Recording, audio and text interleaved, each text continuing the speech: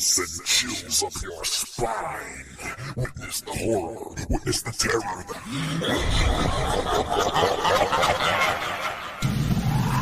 It's the Horrorcore clique, and we the chosen people, sacrificing animals and killing anything that we see as evil. Got a harem like you wouldn't know, I'll even pick pharaohs. So double A spits and drops down the walls of Jericho, taking graves for MCs, cause when they battle rap me, they act like a two-stroke flow.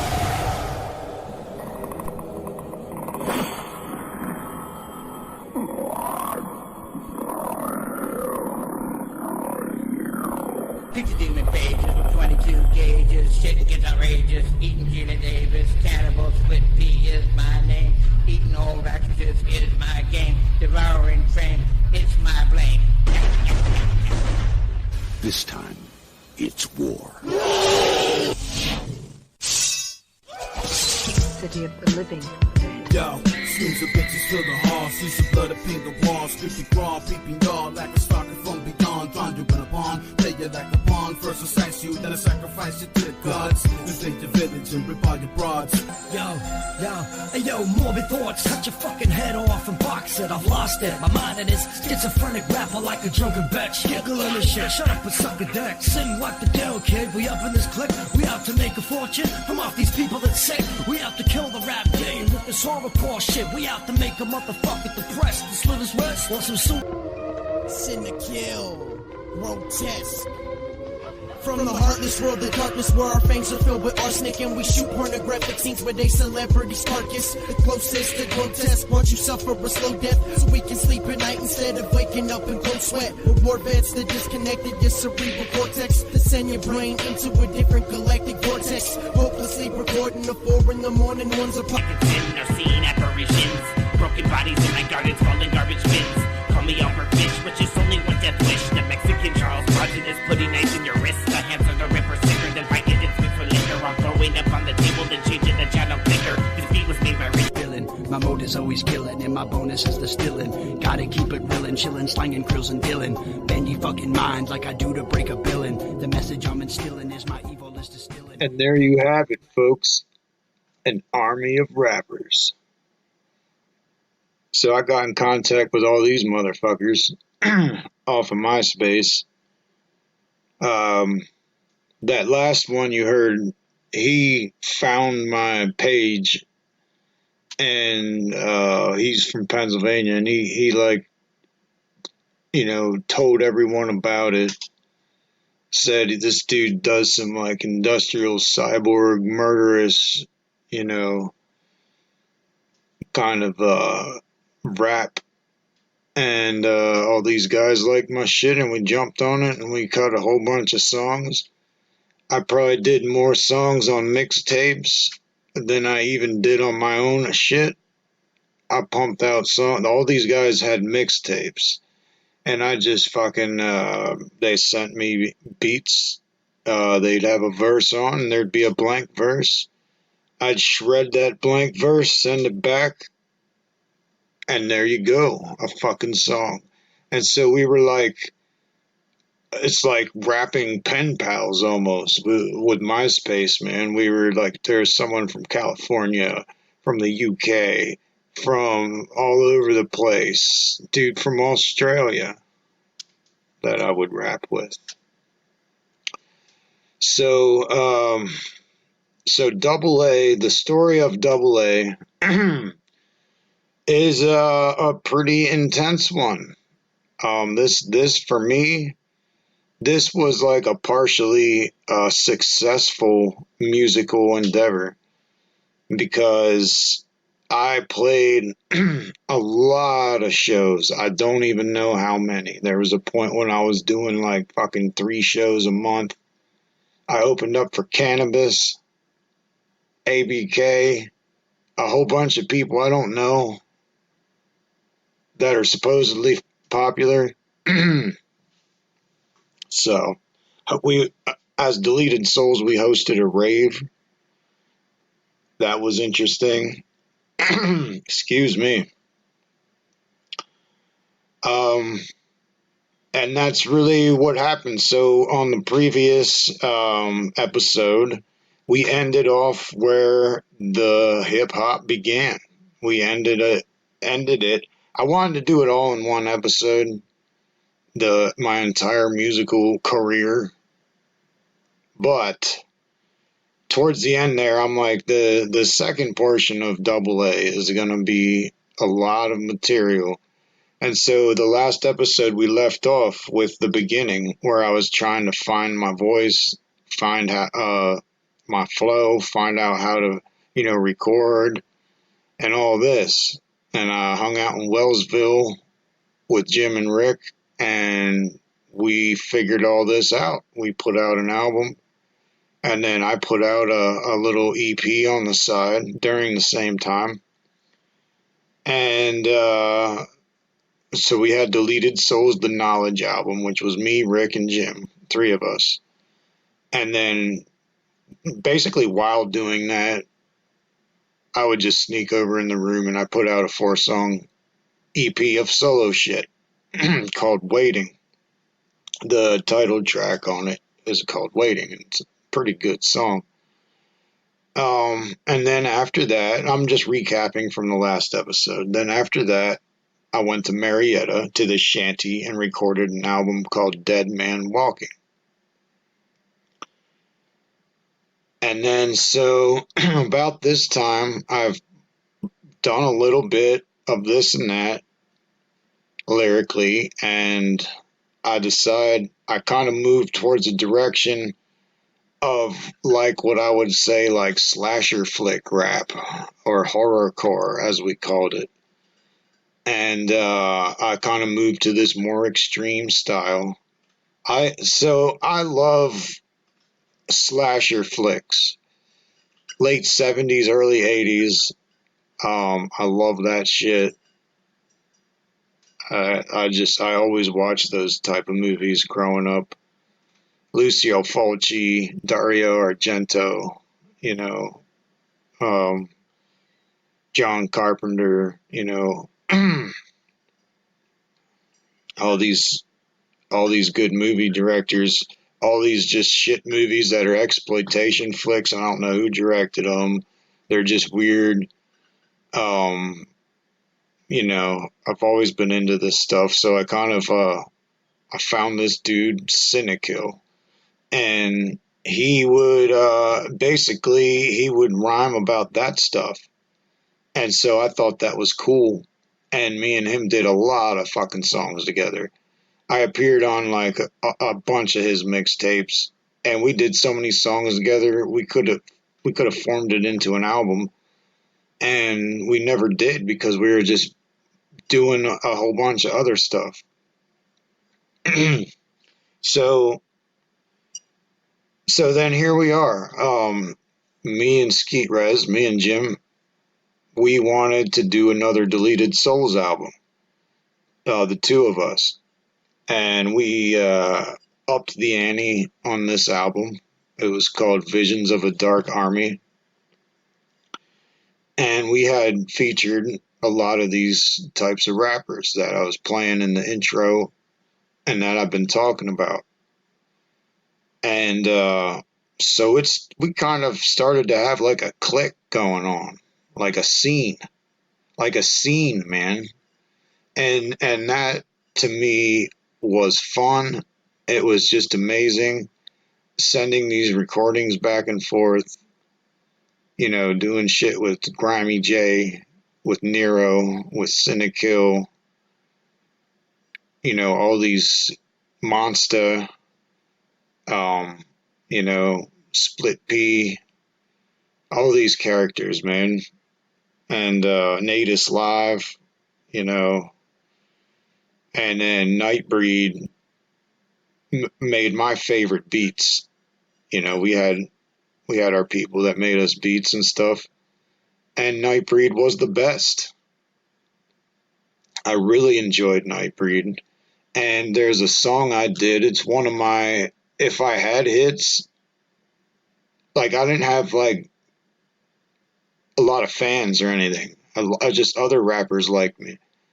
I really didn't have a whole lot of fans, but if I had a hit, it would be this one. This is Nightbreed did the beat, And then this is Human Sacrifice. And really, this song just kind of flowed out of me. And it's one of my favorite ones. Mechanical cyborg, limping like a zombie, pimping like a Fonzie. Bitches hanging on me, leaving bodies behind like a tsunami. Can't handle the norm, cause my brain's more bizarre than anime porn. Don't stand in my way, whore. Yeah, I'm staying hardcore, a lyrical war zone. More violent than a mosh pit at a gore show. More grotesque than a G.G. Allen shit fest. You're on my hit list to get this. Got my cock between a pair of witches' tits. Rocking steel toes and work pants, sagging low, body bagging hose. It's your first chance to catch night breed. Tagging double anarchy signs, suffocating all light beams, damaging your mind. Down with that new fag fashion shit. Twitching at the grocery store, buying a bag of chips. Looking rough, like I've been working in the coal mines. Put a bullet in your head just to watch your soul fly.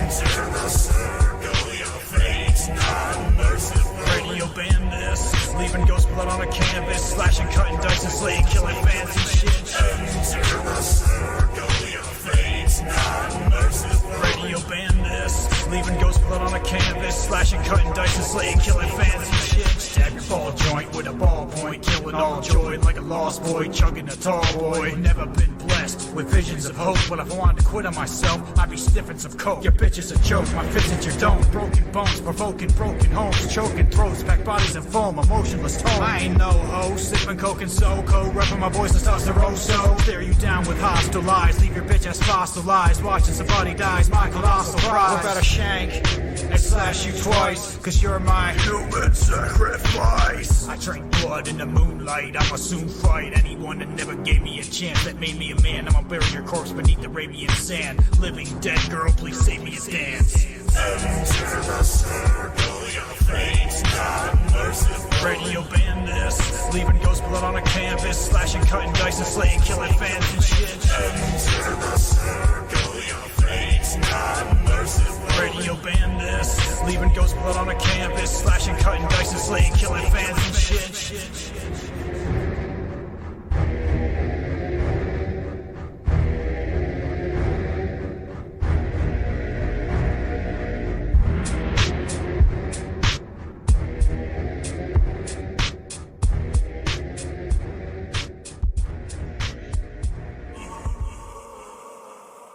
So there you have it, Human Sacrifice.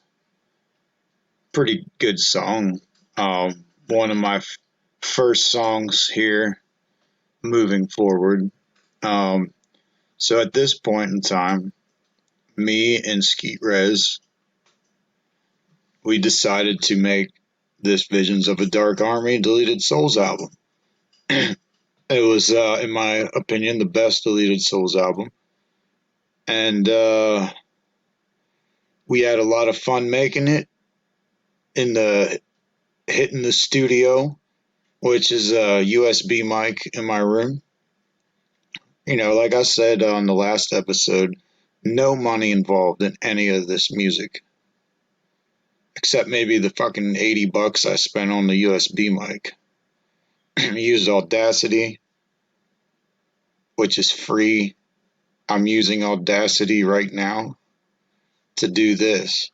And so we did that. And actually Jim, or Skeet Rez, he actually did a good portion of the beats for that album. And then we had some of these people like Nightbreed doing some of the beats. And so this album, we made it, and then we found different ways. We knew different types of people that would, what's his name, Schizo or something like that. He does promotions and raves and I don't know, just like weird shows he puts together and stuff. There's people, you know, he's one of those people, organizes shows, makes the flyer, sets up the groups, the event. And so we were just talking to him. I think he was at someone's house or some shit that we were at. And he's like, well, to be honest with you guys, I need someone to host this rave at Club XS. When what it was is it was a bunch of dubstep and things like that. But we were to host this, so we played first for like 15 minutes as the icebreaker, like the first group that goes up.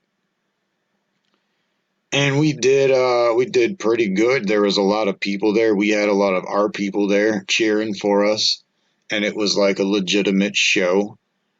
The only issue is we were singing about like murder and death and destruction, and it was a rave. So God knows these people might have been on ecstasy. That might be the last thing they feel like hearing. They're in their all lovey-dovey mode, partying like, oh, I love the whole world, man. Oh, yes, blah, blah, blah, blah. And we're up there singing about slashing people up and shit. So it was a weird vibe, I guess. And Schizo had actually talked to us about that. He was like, yeah, it was kind of maybe I should have found like a better show that would suit you guys. But we still did good. We had like the flyers for it, and it had a little picture of us in the corner, deleted Soulz, presenting I think it was called Bury the Hatchet, the show. And I'm not sure why, because when I hear something about a hatchet, it reminds me of like ICP and Juggalo shit, which I'm not really a big fan of. Skeet Rez likes that shit. That's his thing. I did when there was a point when I liked the Riddle Box album or whatever, but I'm not big on them guys. I actually my first hip hop that I was into was Public Enemy because of the Anthrax album that features Public Enemy. That's how I heard of the band or of the group, off of Anthrax. So that was interesting to me. I had got one of their albums, and then I heard about Gravediggers, which Gravediggers Dig Us is like, I didn't know it at the time when I listened to it. I didn't know anything about rap. I was younger. You know what I mean? I'm a metalhead. Thrash metal, death metal, hardcore, punk rock. I like that kind of stuff, and I always have in high school and everything like that. But I did like Gravediggers and Public Enemy. And so Gravediggers coined the term horrorcore, which is what we were called basically, and we started using the term. Like people called us horrorcore rap, and so we adopted that, and went with it. And it's like Judas Priest, man, they were like the first band to call themselves heavy metal, to actually embrace that term. And they went with it. And so it was kind of, well, we weren't the first people called horrorcore, but it was kind of like that deal. Like, oh, you're giving us this name of this style. And that's kind of cool, man. We'll be that. And heavy metal, by the way, what's that song? Heavy Metal Thunder. That's where the term comes from. That's just a fun fact. That's where that song is where they found the term heavy metal. And so I liked Gravediggers, I liked Public Enemy, and then I got into some other stuff, man. I liked Necro. I liked Cannabis, Jedi Mind Tricks, obviously Wu-Tang and stuff. And then I started finding these other dudes like Sean Price, R.A. the Rugged Man, all these other dudes. And that's kind of the Smut Peddlers. A lot of these groups, I've started to find them and get into them, much like I did with rock music, grunge, like all the types of shit I said, metal and stuff. I branched off into that stuff and lost myself. Kid in a candy store. I couldn't fucking, like I said, I could list bands on here and do like an 8 hour fucking episode. Just like I don't know, I wouldn't run out of bands, man. And so I started doing that with rap, just sinking my teeth into it, you know. And then I finally I figured out that Big Pun probably influenced like all the rappers that I was into, because when I started listening to him, I'm like, oh, that's where this shit comes from. And you know, stuff like that. And so me and Skeet Rez were rocking on we're gliding on the Visions of a Dark Army album. We did a lot of shows. We went to Allentown, to the Crack Rock. You know, we went to Club Excess. And so Club Excess was like this gay bar, but it wasn't always gay. Like they would do other events, and so that's like we were kind of there for that. But we brought all our DHC homie motherfuckers from Dover Head Crew. Every fucking one of them got kicked out of the show. Every one of them. Not a single person we brought remained. Because the DHC are hardcore motherfuckers, man. Whether they were just walking behind and taking 6 packs of beer right out of the fucking cooler at the bar. Or like one dude just walked right up on stage and took the mic. And it was like, yeah, you got to go now, and you got to go. You're asleep at the bar. You got to go. This and that. And like I said, it was like a gay bar. So a lot of the people that worked there were gay. And I think like one of the people that we brought up started calling one of them started calling them fucking carpet munchers and shit like that. And he got thrown out. We all got thrown out not me, because I was on stage and shit doing the hosting thing, but everyone got fucking thrown out. Kind of proud of that moment. You know, you just can't, you know. But yeah, so we did a lot of that stuff, a lot of shows. We had a fucking great time.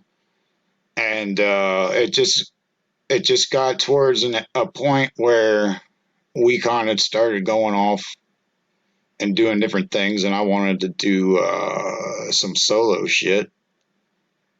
But I mean, so I wanted to do some solo shit, and the Visions of a Dark Army was like a template of the style that I was really getting into. That album formed itself in an amazing way when we first put it out. There were a couple of songs I think weren't the best, and so the second issue of Visions of a Dark Army was kind of extracted. So, and then we had done some other songs during the time, and so those got added. One with Grimy J. First time, it was about the first time you kill someone, and it was like all emotional sounding and shit. Like the first time, you know, we all gave our little stories, you know, and it was a cool idea, and I liked the song. We did a song called Back Up that wasn't really originally on Visions of a Dark Army, and that song was cool. You know, a little misogynistic at some parts, but overall a cool song. And then we did All Right, which is like a reminiscing about our childhood, a really different type of song for us to do. And that was a fun little piece, acoustic guitar in it, singing about when we were kids and shit. And those 3 songs got added to Visions of a Dark Army. Very good songs, and took out the one freestyle song. It was a little ridiculous. And that was Visions of a Dark Army. All our friends still to this day listen to that album, and they like it a lot. Like I said, there weren't really fans so much. You know, there was to a small degree, but it was a lot of it was like our friends listening to the shit and other rappers listening to the shit. And that's, to me, that's like almost like a compliment, because it's like other musicians, like if you're in a rock band and a lot of other bands really like you and derive some kind of influence, that to me is the best ever. Like there's no, I always think music is better with no money involved, and with just like, you know what I mean, like promoting. This is the biggest problem I had, is once I really started to put all this effort and time into doing this, it became apparent that I would have to promote Double A, the rapper. I would have to promote the image, and I would have to promote the shows and the albums and this and that and the other thing, and it got so stressful, and I felt like a fucking car salesman. Promoting stuff is, to me, it doesn't feel right, and I feel fake as shit doing it, and so I was horrible at marketing. You know, maybe I would have had fans. I don't fucking know. You know, there's a lot of rappers. It's a very saturated market. You know what I mean? It's like, you know, you throw a fucking rock, you're going to hit 10 rappers on the head. So that was also a thing. But when we'd do these shows at the Croc Rock and stuff, and it was like the punk scene and shit, and the hardcore scene and stuff like that. We'd meet other groups there, and we'd know all these local groups that we could do shows with. Pretty cool, man. I wanted to fucking open up for like a metal band, just for shits and giggles. I think it'd be good. A good fit. You know, we're not rapping about fucking whatever other rappers rap about. I thought that would be fun. It never happened. But anyways, so a lot of fucking good times, a lot of partying, a lot of joking around, getting people to fucking say weird shit on the beat that were just our friends and stuff, and everything like that. And so that was Visions of a Dark Army, and I really like it. And so moving right along, as Bill Burr would say, plowing straight ahead. I kind of did a solo album modeled after the Visions of a Dark Army. It's like, it has that sound, it has that structure, it has that setup. And I did an album called Walk Away Bleeding. And now, on the previous episode, I had talked about I was in a hardcore band called Letter of Marque. And one of the songs that we did was called Walk Away Bleeding. And so I designed like this whole album after that concept of that one song. And I called the album Walk Away Bleeding. And at the very last track, I threw that damn Letter of Marque hardcore song right at the end, and like chopped it up and threw beats on top of it and started rapping on it and flipping it around and this and that and the other thing. It was pretty cool. That's the shit I like to do. You know, like editing and chopping up music and, you know, stuff like that. So Walk Away Bleeding, man. That was a big one for me. That was like the album. So much attention. So many people when it first came out were like, oh my God, you know, this is fucking amazing, man. I got a bunch of new beats to rap over because of the album, which is fun. That was my favorite part, is just people sending me beats. Sometimes we'd send them around and get like fucking 8 rappers over this shit. No chorus, just blah, blah, blah, blah, blah, blah. 8 motherfuckers rapping. Bam, it's over. And sometimes we'd have so many rappers on the fucking track that the song would be like 8 minutes long. And so this was like not radio shit. I mean, even by design of the structure, obviously the lyrically it's not radio shit. I almost like feel some kind of way about it. This was like 10 years ago. And there was, when I reorganized all the shit, I found like 2 songs that were too much. I was like, damn, I said all that. That was a little over the top. But I think the point I was trying to make is to see how fucking crazy and violent and shit I could get. And I don't know whether that was a popular decision. That was the direction I wanted to go. And it was hard for like me because, you know, when you do something and accomplish something and are good at something, you want to tell everybody. You want to tell your family and this and that.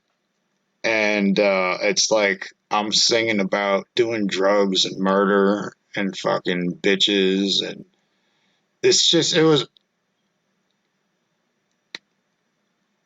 like, it wasn't the thing where I was going to give it to my parents and they were going to be, they probably would be like, oh, you're good at this and everything, but they wouldn't be able to listen to it, man. It's just, it was a lot. It was over the top.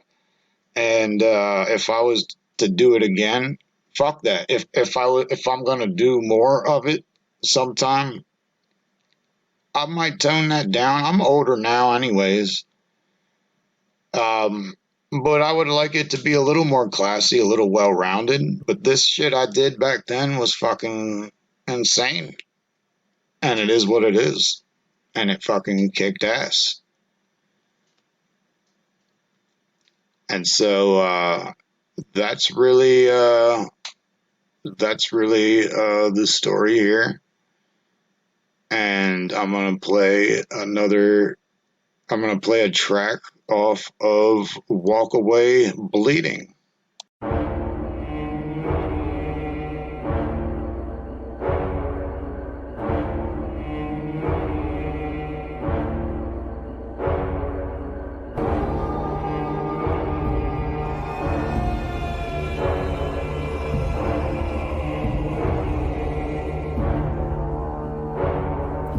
Leatherface chainsaw, rip your face off, hack your face like a basket case, don't crack and haze, been at it for days. Stretch the skin like elastic, puffin', hash it, slash it, stash it in a casket. Habits like these make faggots bleed. From CA to VA, A and Sin, wanna leave your body at the days in, son. Crush your ribcage, butchered like a knock, stuffed in a box. On top of my cock is a Glock, blow out your back for real. Texas chainsaw torture methods got you whacked out, I wanna hear you squeal. Rocking your boyfriend's face as a mask, I wanna hear you gas. No oxygen getting through your esophagus, I'm loving this like some cannibalistic McDonald's shit. The darkness marches through your carcass while I'm on the lid. Rip out your tonsils, bitch, it's the apocalypse. You and your bitch ass whack rappers kicking on top of this. C-double-A and Cynic kill, spit napalm and wreck lines. But now you're fucking with chainsaws and chef knives. It's a massacre, you're on the guest list. It's a Halloween night in Texas. People suffocating with a red line necklace. Chainsaws and chef knives asking questions. It's a massacre, you're on the guest list. It's a Halloween night in Texas. People suffocating with a red line necklace. Chainsaws and chef knives asking questions. My blade in the dark will make you scream in the park. I'm the midnight stalker hiding bodies in tarps. I'm never taking my mask off. A wrinkling matlock, the hat and filled mascot, hacking your ass off. And it kills the fucking greatest since his days of Stone Ages. When I'm shocking on the mic, I'm spreading AIDS like wrinkled gators. Discretion is what you're wishing for my daily nutrition. I'm eating the Chinese granny in Jeffrey Dahmer's Hell's Kitchen. Mr. Myers retires in the hot earth of miners. Solar systems ignite when I throw balls of fire. Jamie Lee Curtis heard this, then she guzzled her thermos. Michael motorcycles burning her epidermis. Babysitters get littered like the trash in the river. Mystic linguistic killer is double A in a sinner. Fuck you, slut, eat your dinner. Reconsider the critter, cause my inclining chef knife will have to remove your gizzard. It's a massacre, you're on the guest list. It's a Halloween night in Texas. People suffocating with a red light necklace, chainsaws and chef knives, asking questions. It's a massacre, you're on the guest list. It's a Halloween night in Texas. Leave them suffocating with a red light necklace, chainsaws and chef knives, asking questions. You're with your foster families. What makes you think they got the wrong man? Body. In the autopsy photos. Had 2 arms. He only had 1. Can you repeat that? So that was Chainsaws and Chef Knives, and Nightbreed did that beat too. I didn't get that many beats from him.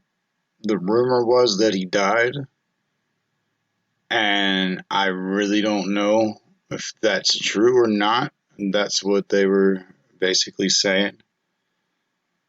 And there was just as many people that made beats, slanging beats around, as there was rappers to rap on them.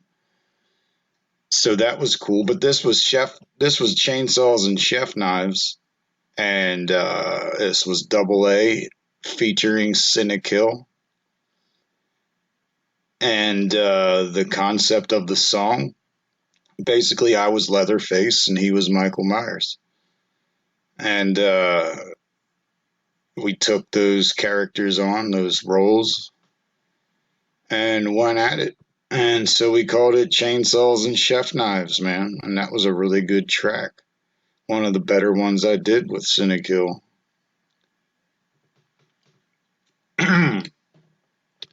I remember the first track I ever did with him was called Devil's Cult.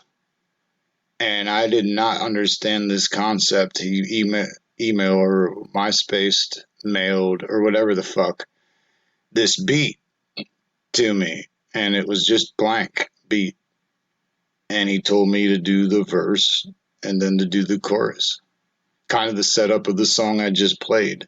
I did the first verse and then I did the hook. We call it a hook. And that was weird because I had never done that before. I was so excited, like a little kid. Someone sent me a song, man. Holy shit. I better make it a good verse. I better make it a good one. And I did. I sung about like rolling joints with Bible papers and all kinds of fucked up shit. And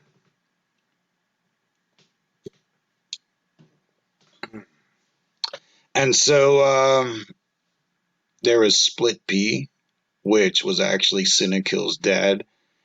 I think he told me once when he was drunk or something, and he said, "Don't tell anyone." I don't know what the deal was, but everyone knew eventually.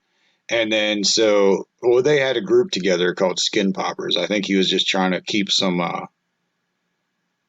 appearance for the group in a different way. But yeah, it's Split P, man.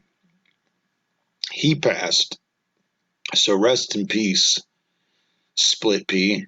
But this was like, he was like 60 something. And I don't want to speak on something I really don't know about. But I'm pretty sure he was like doing meth and shit, like 60-year-old dude dancing. He had this dance he would do and this fucking laugh. He sounded like a hyena. And I always called him the G.G. Allen of hip hop because just he was this extremely animated, crazy character. And he just seemed totally punk rock to me. I don't know why. But yeah, and later on I would do an album with him. I don't know if we're there yet.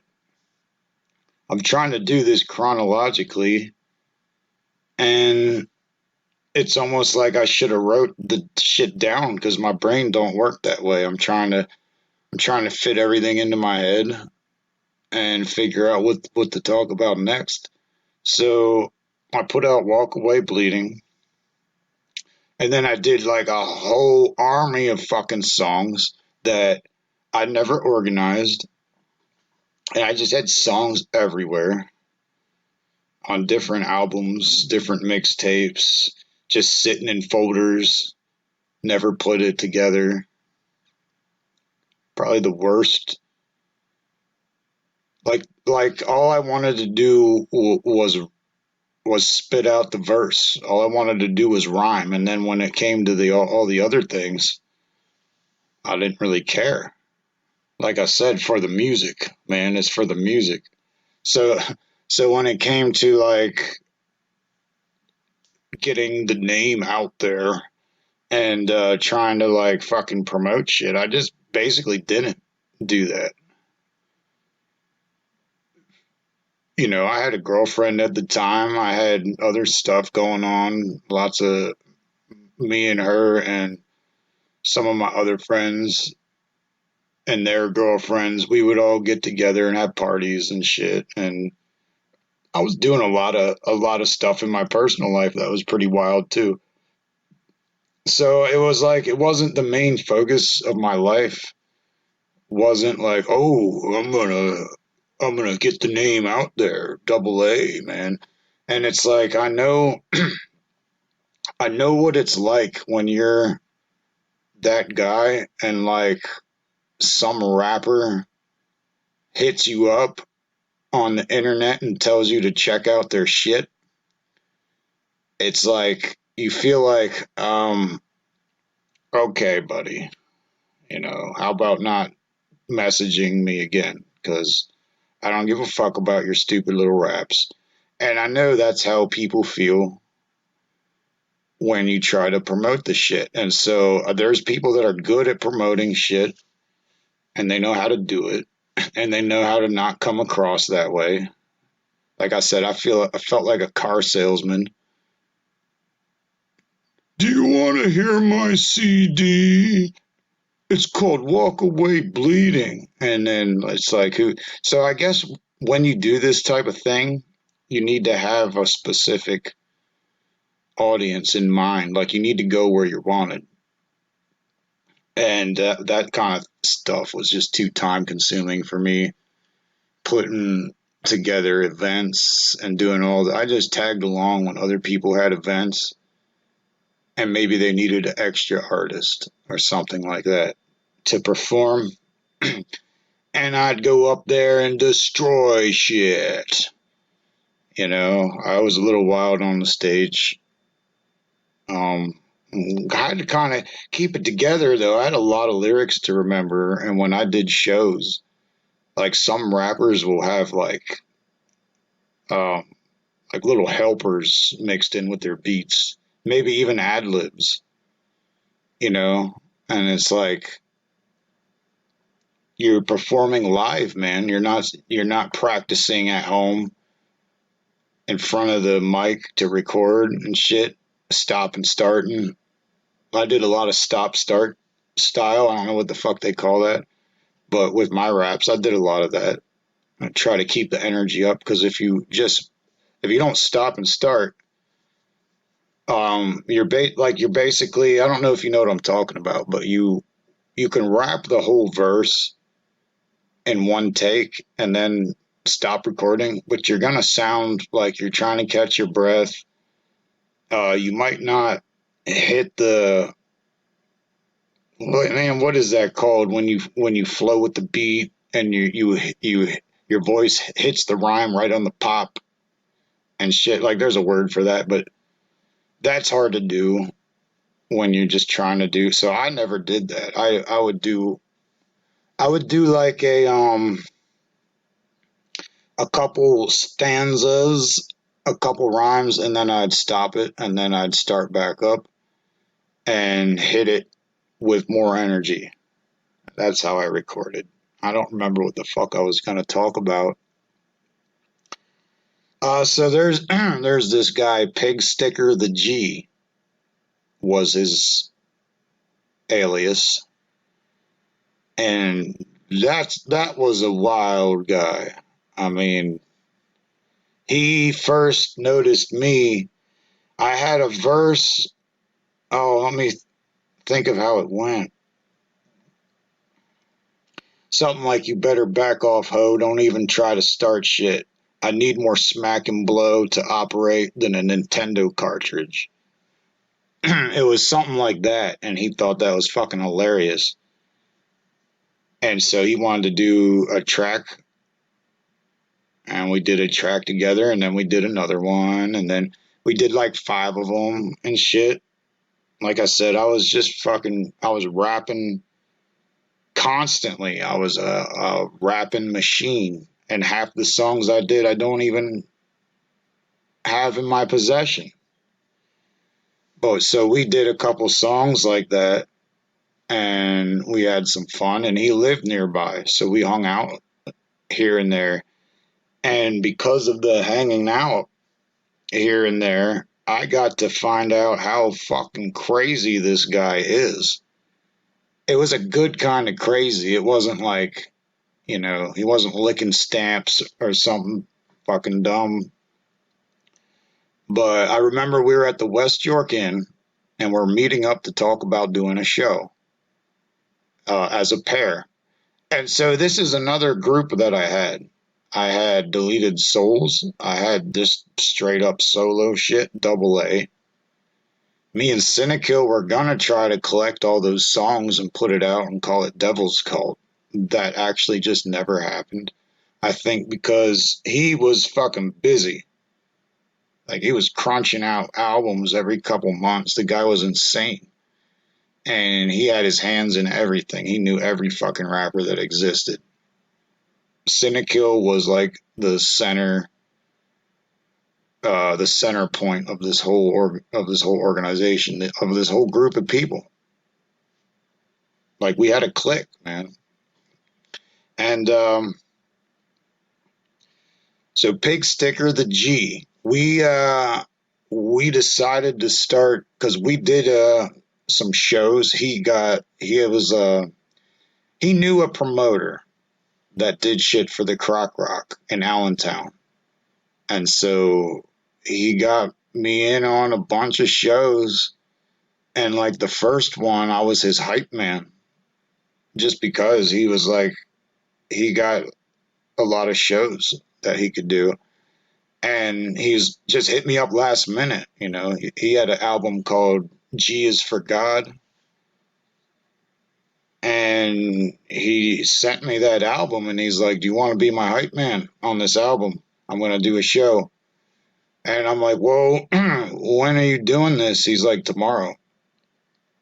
And I'm like, well, I got to listen to this album and memorize all your lyrics. I can do that tonight. And I did that. And then, like I said, we had done a couple songs together.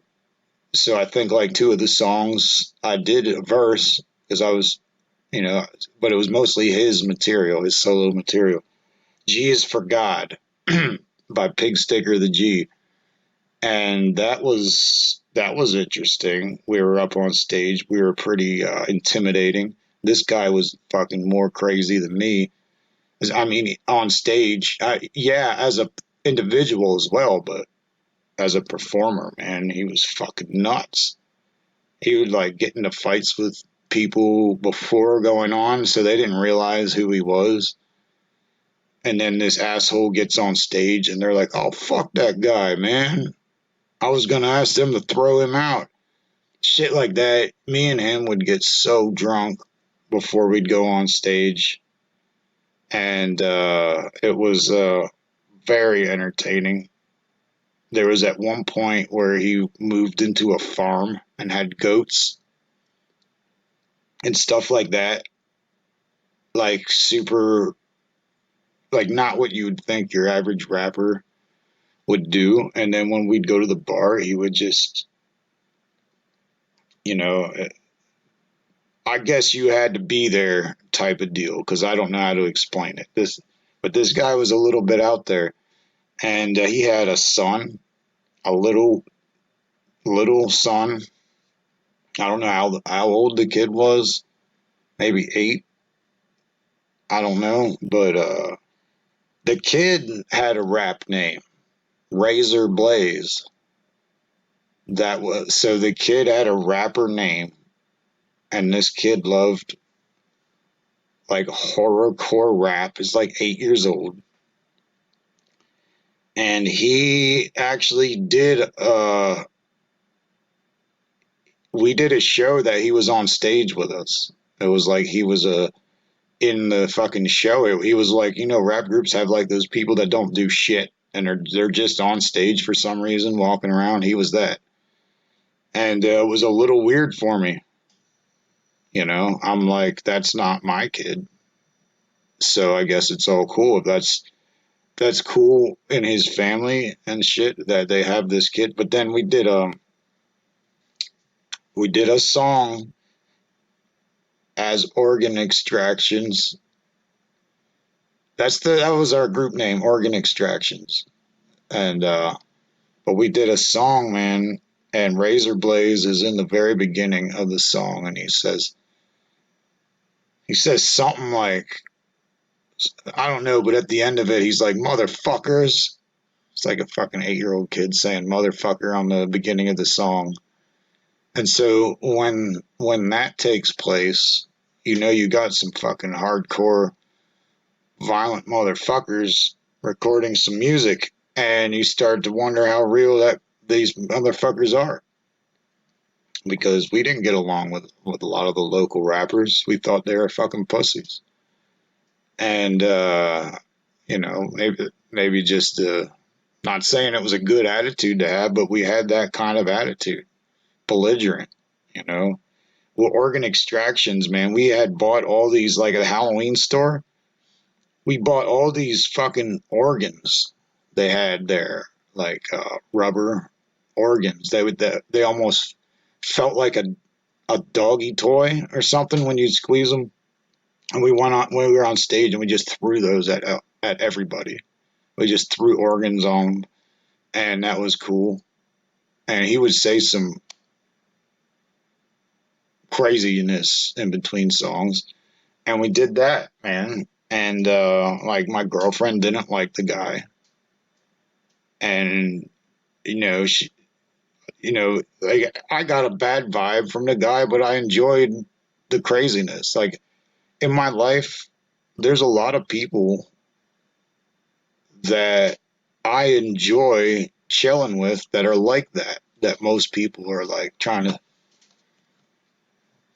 you know, he's an asshole, or it's like, yeah, but it is what it is. And I know a lot of assholes that I like to chill with, you know, because they're fucking aggressive, crazy people when we go get into some shit. I used to, when we'd go to hardcore shows and shit, man, we used to get wild in there. All the illegal shit we had going on, you know, at the show. Not going to get into that, but let's just say we got fucked up. And then went into a hardcore show with a bunch of straight edge people that were a little healthier and had a lot of fucking energy and went to the gym and shit. So that was a thing. And so me and Pig Sticker the G did Organ Extractions, and I'm going to play a song by Organ Extractions, man. And this song is called Organ Extractions, actually. And so here it is, man. This is some really fucking gruesome, wild shit, man.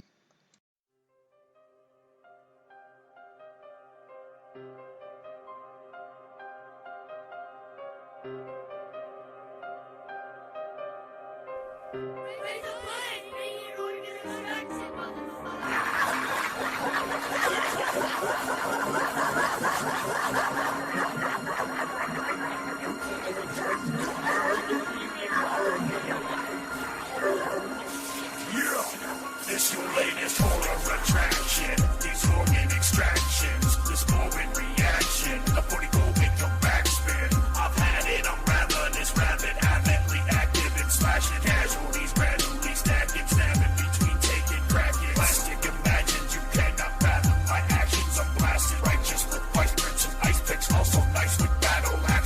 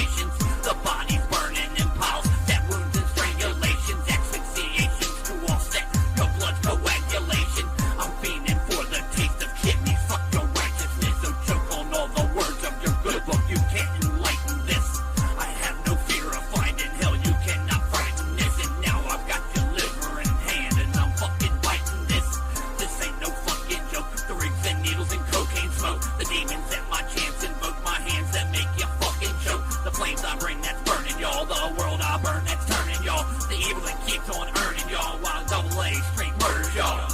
I need Excedrin, you veteran, this Sudafed's my medicine. These pills screaming let us in. You find me drug peddling, puncture wound massacre, white pony passenger. My passion is to hurt, murder the pastor of your church. Yeah.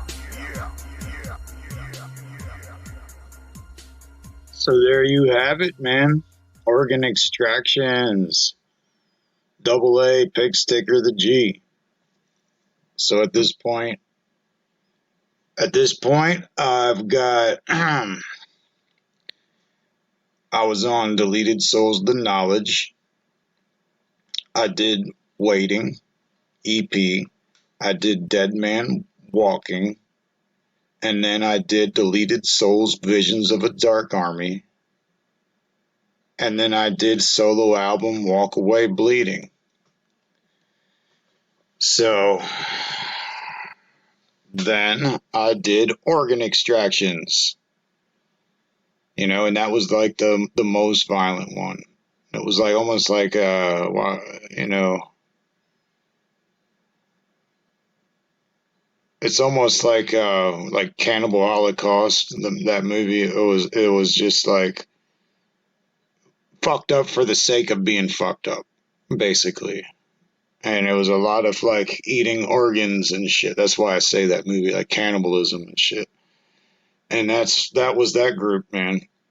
And so, as you can probably guess, that didn't last long because of the craziness, the fucking.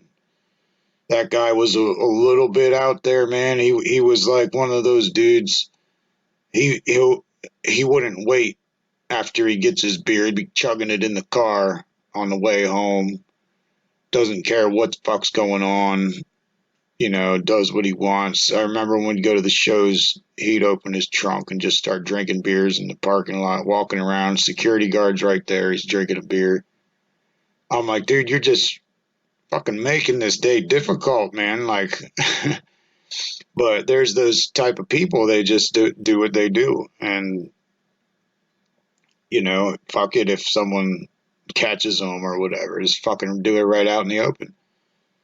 And, yeah, and we'd smoke blunts right there where people are in line to fucking get into the show. Just like, you know, I did that at a hardcore festival once, Tsunami Fest, and it wasn't my blunt,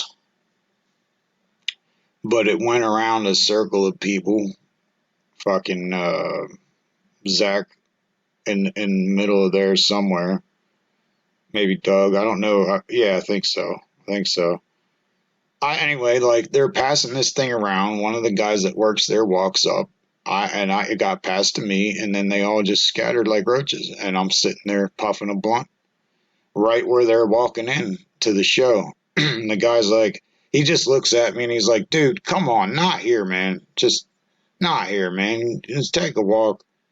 So at least he didn't get like, you know, throwing a book at me type shit. At least he didn't do one of those. Sir, I'm going to have to ask you to leave the premises and you're not allowed to watch the show. At least he didn't do that shit, you know. Fucking Tsunami Fest, man.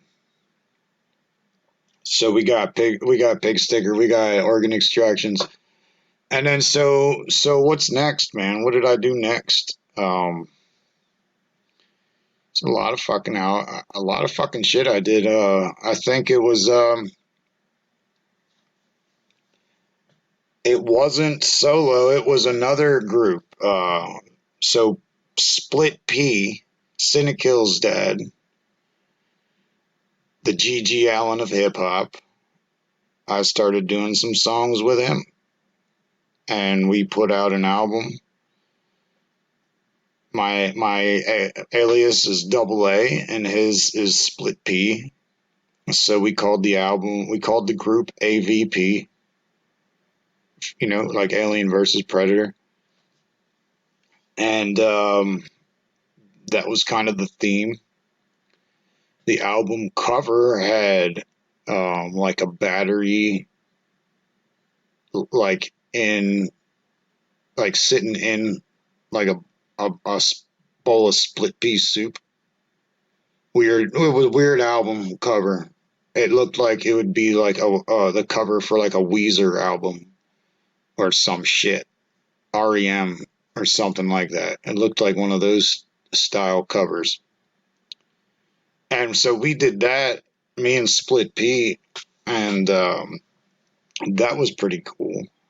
Cynical got in on one of the songs. Skeet Rez got in on one of the songs. And Nero got in on one of the songs. That's about the only people that were featured on it. And so that was cool. It was like the horror movie songs we did on there. Like we did like the Monster Mash. Oh no, what the fuck was that movie? Monster Party? The one with like, it looks like the Rudolph the Red-Nosed Reindeer, the way it's stop-go animation. Monster, whatever. We like did a song about that movie and songs about older movies like Universal Studios style. Frankenstein and that type of shit. So this was a pretty good album we put out. AVP, Double A and Split P, the Split EP. And so I enjoyed that. He was fucking cool guy. Wish he was still around. And so that was fun. It was like a huge age gap. And you know, this dude was like fucking 60 something. I wasn't like, I'm 37, but this was like fucking 10 years ago when I did this shit. So I would have been like fucking 27, 26, something like that. So there was an age gap, and that was pretty cool. I like coming from different angles, man. I like talking to people that come from different backgrounds. Everyone has their own little thing to say. And you're just like, oh, that's interesting. I didn't think of it like that. And I know everyone has that thing. Like there's certain people that are like gurus. When you do something stupid, they're like, well, hey, did you realize this? Or blah, blah, blah. And you're like, fuck, man, got me. They got me, you know. Wise people, I guess I'm trying to say.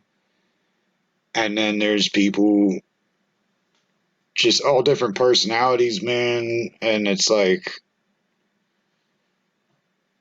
you know, I was at the bar. It's mostly at the bar that you really talk to a lot of different people like that. And they have different fucking ideas.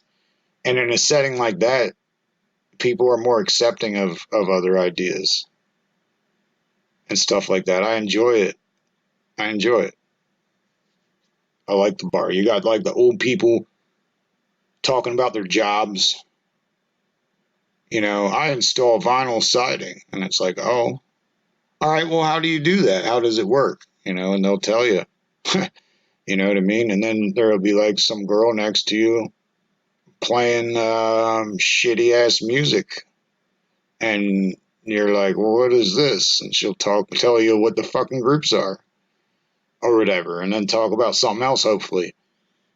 But I enjoy that type of shit.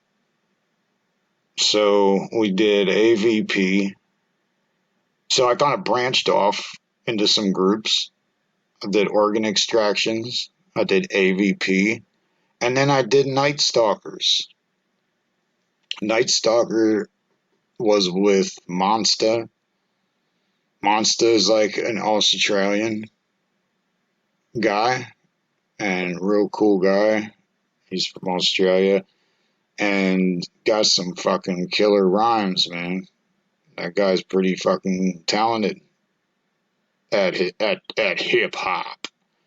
You know, I think he's fucking like a wrestling fan or something. He would wear that mask that Mexican wrestlers wear. And shit like that. And Monster was pretty cool. And so it was me and him was Nightstalkers. And it was Natus Live originally was supposed to do it, and then he didn't want to, or he had other priorities, or whatever the fuck. Maybe he was just like, fuck that, or whatever. Maybe he was like, oh, I wish I could have done that, but this was going on. Who the fuck knows? Natus Live, though, was one of my favorites in that little clique. Dude was fucking a beast on the mic. And then so Nightstalkers, yeah. So we did that, and a lot of the songs were like metal, like beat. They're like hip hop beats, but they had like a metal sound, like a crunchy guitar sound under the beat. And so we did a lot of that. And so there's 3 fucking groups I branched off of. Did the Deleted Soulz Visions of a Dark Army, and then kind of mimicked that style for my solo album and took it a little farther. You know, had a lot of fun with it. And then, bam, you know, fucking Organ Extractions, AVP, Nightstalkers, all these groups. And so that was a lot of fun. I enjoyed doing the music with people. You know, that's why I loved doing all the mixtape shit. That was actually my favorite part of this whole thing. And half those songs I don't even have, you know. But, so what comes next, man? We went through all them groups. I did some solo shit. My solo shit so far is Waiting, Dead Man Walking, and Walk Away Bleeding. It's the only solo shit I got yet. And groups is fucking like Deleted Soulz, Organ Extractions, AVP, Nightstalkers. 4 groups, and then solo shit. So I found a niche, and I found a thing that I'm good at, and it was real exciting for me, because anytime I've ever done music, it was a thrill and a rush, and as soon as it got to a point where you could start maybe getting your shit together, it just ended, like every time. So this was something that progressed and got better and better, and I really fucking enjoyed that. So during the time of all these groups, I was just making up songs at the house. And I made a lot of them, man. And they just didn't sound like they fit together.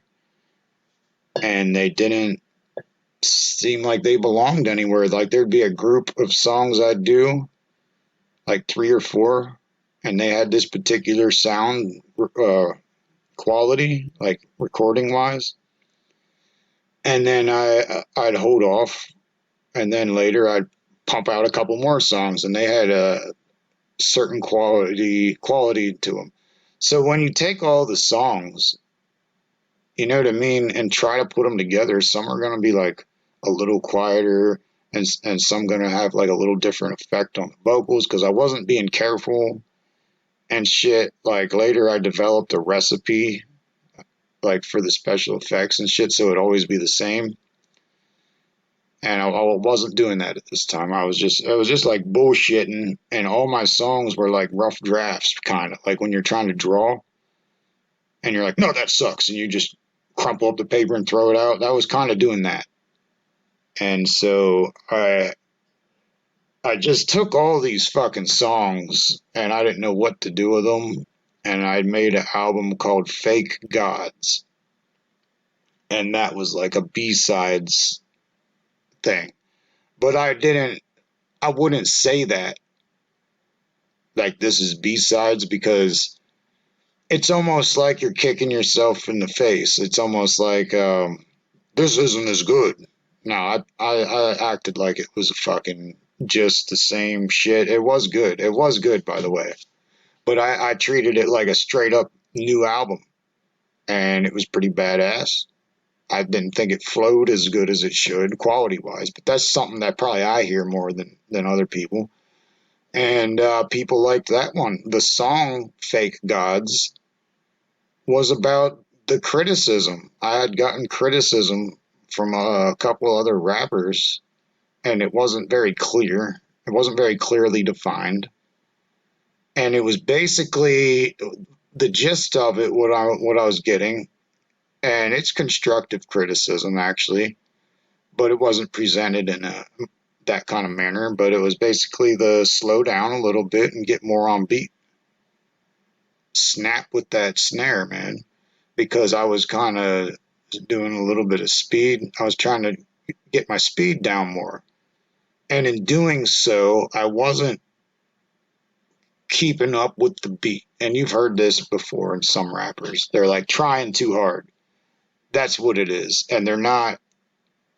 If they slowed down and got actually less lyrical, it would sound better for some of these people. Now, there's some people that can just fucking boom, they can just go off super fast. And I'm not like that. And I don't really listen to those type. Because it's almost like they're saying like, see what I can do? And it's like technical death metal bands. I don't really like them. I think it's just like a see what I can do, see how technical this is and stuff like that. So I'm going to play a song off of the Fake Gods album. And, yeah, check it out, man.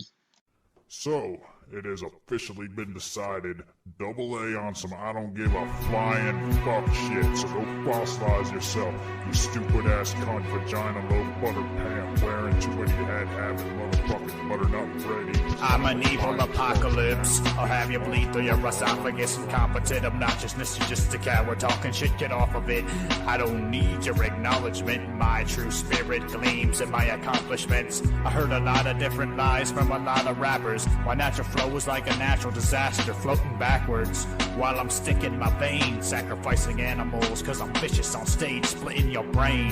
Your whole clique get the same. In my Civic I rip it a minute. Whenever I get in it you dig it, it's cryptic. I live it critical, criminal bitches, spitting the ridges, strictly the sickest. I try to leave your ligaments split with minimal stitches, bitches. You got your swagger on, I got my dagger on. Stag on, fire on, I'll blow up your entire arm. Double A the empty shell, all desires gone. Acquired pawn in someone else's sick game, sipping mixed drinks. Disable and kill, graves I'm able to fill. As an infant, I rested in a cradle of filth. Double A the dying fetus, doctor swore the fetus died till I rose from the dead and saw Jesus for this deicide. It's graphic violence when I stab your eyelids. Box cutter jab the pilot of that defiant bloodbath of tyrants. Got Medusa in the sack grinding. This fucking gat says give me the facts or be silent. This world just ain't the same. I hate to blame the aches and pains of ways they take away our names, but A so hateful, gratefully maimed, erased. Remain loyal to my friends and my family, loyal to my woman. Are you faggots understanding me? A man of integrity, but I'm standing at the edge of me. Allegedly slash your neck and bleed. Eventually you will cease to be. Spitting lyrics ain't even Lucifer graphs. Sacrifice 2 calves for every moon that Jupiter has. Choosing a path, consuming the wrath of the soon-to-be past. Loosely crafted, loose leaf faggots who these crackers. I realize I'm expected to be rapping about slashing victims and grabbing bitches' asses, but I ain't asking for backstage passes to rap to the masses. I'm just scratching my brain for more ashes, and that's what the facts is.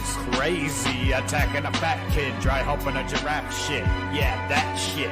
Judgmental MCs can go suck on my sack shit. Disable and kill, graves I'm able to fill. As an infant, I rested in a cradle of filth. Double A the dying fetus, doctor swore the fetus died till I rose from the dead and saw Jesus for this deicide. It's graphic violence when I stab your eyelids. Box cutter jab the pilot of that defiant bloodbath of tyrants. Got Medusa in the sack grinding. This fucking gat says give me the facts or be silent. I give your mic an eviction notice. Sounds like a prediction. Don't keep your distance if you're on my hit list, bitch. This is my sickest moment. I don't really know what you're hoping. The acid I'm spitting is ripping you open. This is my atonement, and blood my clothes are soaking. Revoking hope by choking throats while smoking dope. Morose to composing open. You can't shut my mouth, and I know you're too bitch to use your 2 fists to come to my house for a couple of rounds. Cause you know I'm bound to give you trout in a pound. Bitch. Double A on a cheap ass mic, having art on the beat. What the fuck you gonna do about it, faggots? Yeah. 2 A's will rip your face off. Battling doesn't pay off. Happily I will take off. So stay in your lane, boss, but you jaywalk, and that's why I will slay these fake gods. And there you have it, man. Down to rest. Fake gods. Fake gods trying to tell me as if I need their approval.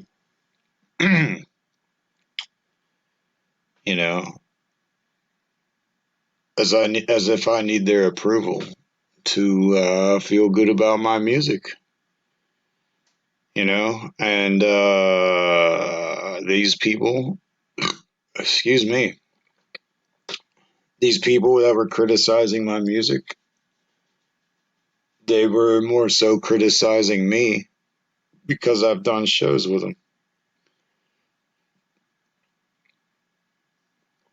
And I'm gonna guess that I was more hardcore than those people and intimidating.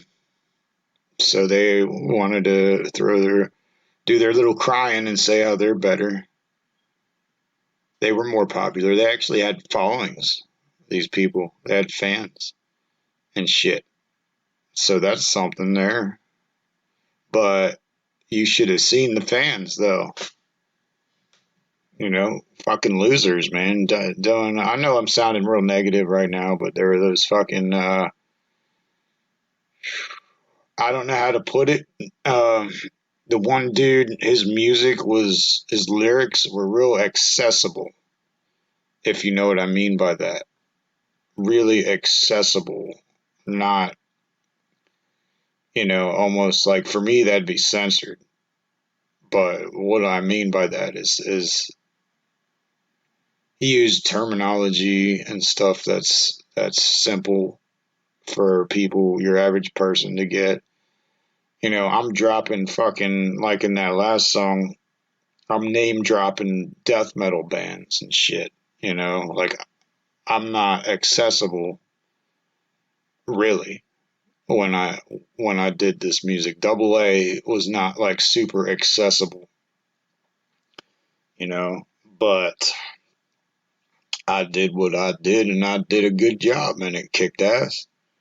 And I feel like that song I just played, the Fake God's actual song, exactly what those people were saying. That song was like a response to their criticism. And when I listened to the song, I actually have the issue they were talking about was more pronounced in that song. Like, I mean, the couple songs I played before, I was on point. But the one song that I was trying to tell them to mind your own fucking business and don't talk about me unless you're standing in front of me. That's kind of the point of that song. But I did. I there were some spots. Maybe I can only hear it because I did it and it bothers me. But there were parts where, like on the chorus, I felt like the hook. We call it a hook. I felt like maybe it could have been more on the beat. I feel like it was like slightly, you know, and that's the shit that's in my head that I deal with listening to my own music. I don't know if you guys noticed that, then you're just being too critical. You're a bunch of assholes. So we got Fake Gods, which has a bunch of shit on it. It's got like infinite amount of songs. Like a lot of the shit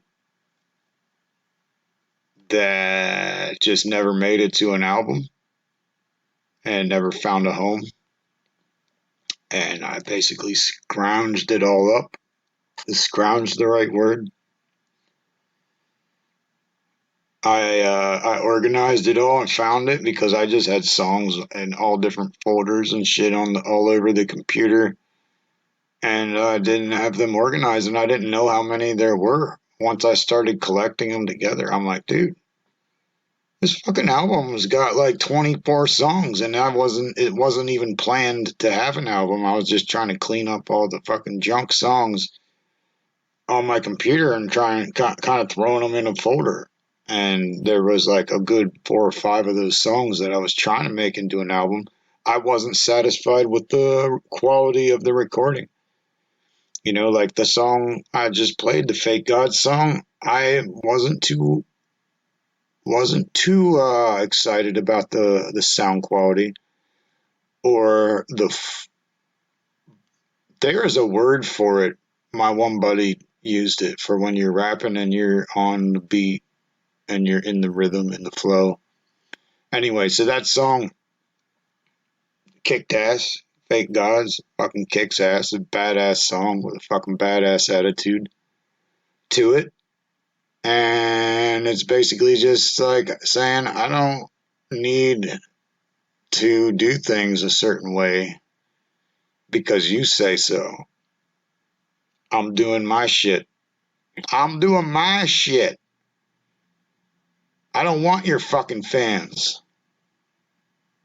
I don't sell shit anyways. It's all free. When it's all free, you don't care if you got fucking 2 fans or fucking 5,000 fans. You're not fucking asking for money anyway. Using an $80 USB mic for my entire hip-hop career, the same fucking mic. Almost lost it once. I actually did lose it a couple times, and Skeet Rez Jimmy brought his over. Dead Man Walking, Fake Gods Waiting. So then I made one more album after Fake Gods. And to talk a little bit about my personal life, my life went to shit. My life just took a fucking shit right on me. Everything just fell apart.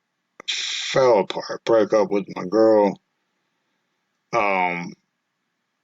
There was a kid involved, and I thought of the kid as my own child, and it was like a whole bunch of shit you probably don't want to know because you probably don't care. This is supposed to be about the music, but the point is, a bunch of shit in my personal life happened. A lot more than I said, but I kind of fell apart. I kind of was holding on by a thread emotionally. I was emotionally exhausted from this whole mess, and there's like a lot of elements to it. And I was just falling to pieces, and I was trying to hold myself together. And I was in such a bad spot, like depression, anxiety, lots of anxiety. I said it once, like, I don't smoke cigarettes really.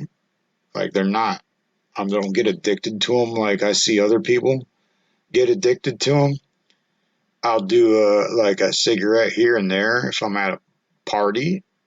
If I'm somewhere where there's a bunch of people and they're smoking cigarettes, I'm going to be like, yo, give me one of those. But at this time I was so depressed and anxious and nervous that I was smoking a pack a day. Fucking Camel Lights, I was smoking them.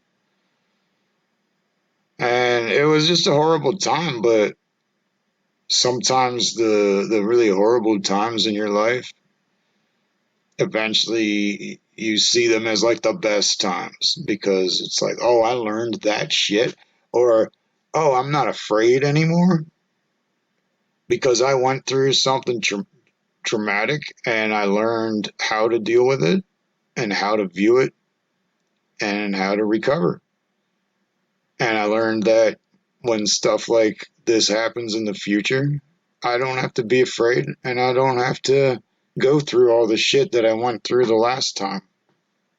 Because I was mainly taking stabs at myself, obsessing over it, wouldn't think about other shit. People are like, come on, get out of the house, blah, blah, blah, blah, blah, blah.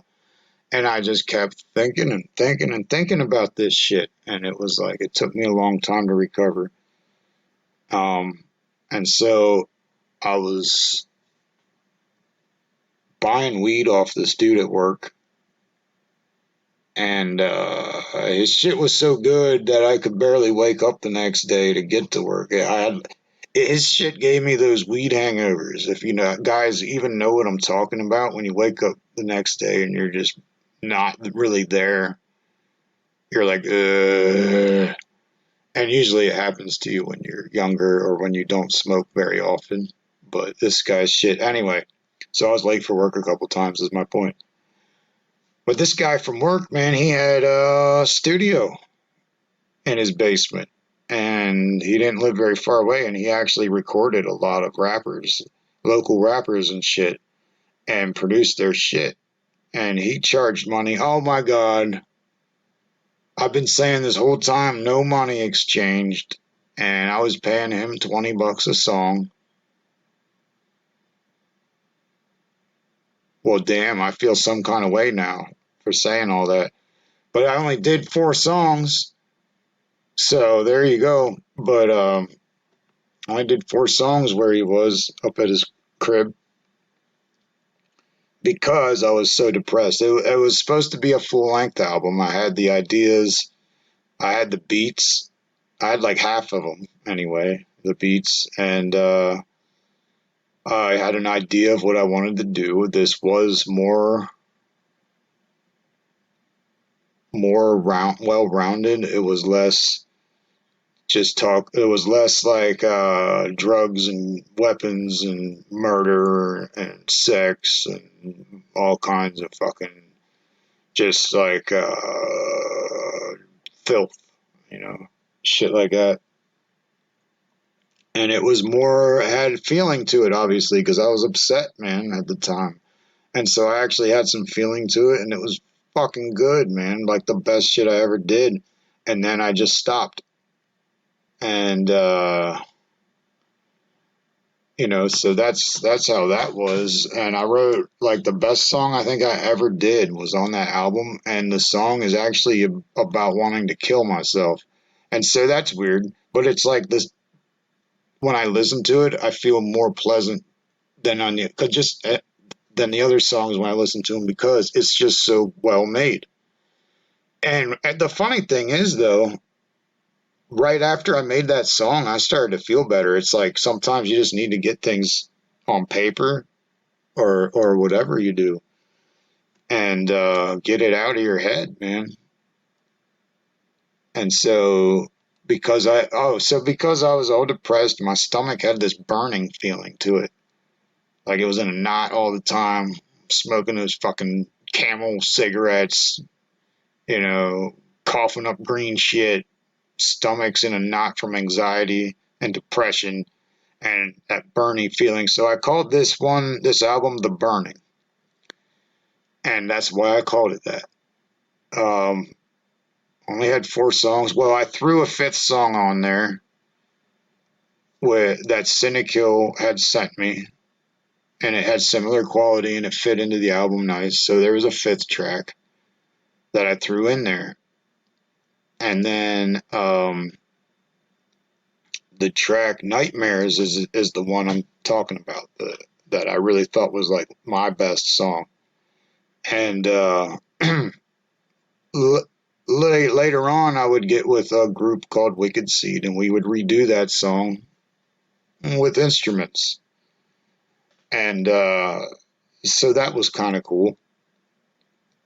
But I think I will play that one for you guys now. I've talked it up a bit. There was this girl. I contacted this girl. She was Asian, but she lived in an Asian country, though. I think Thailand.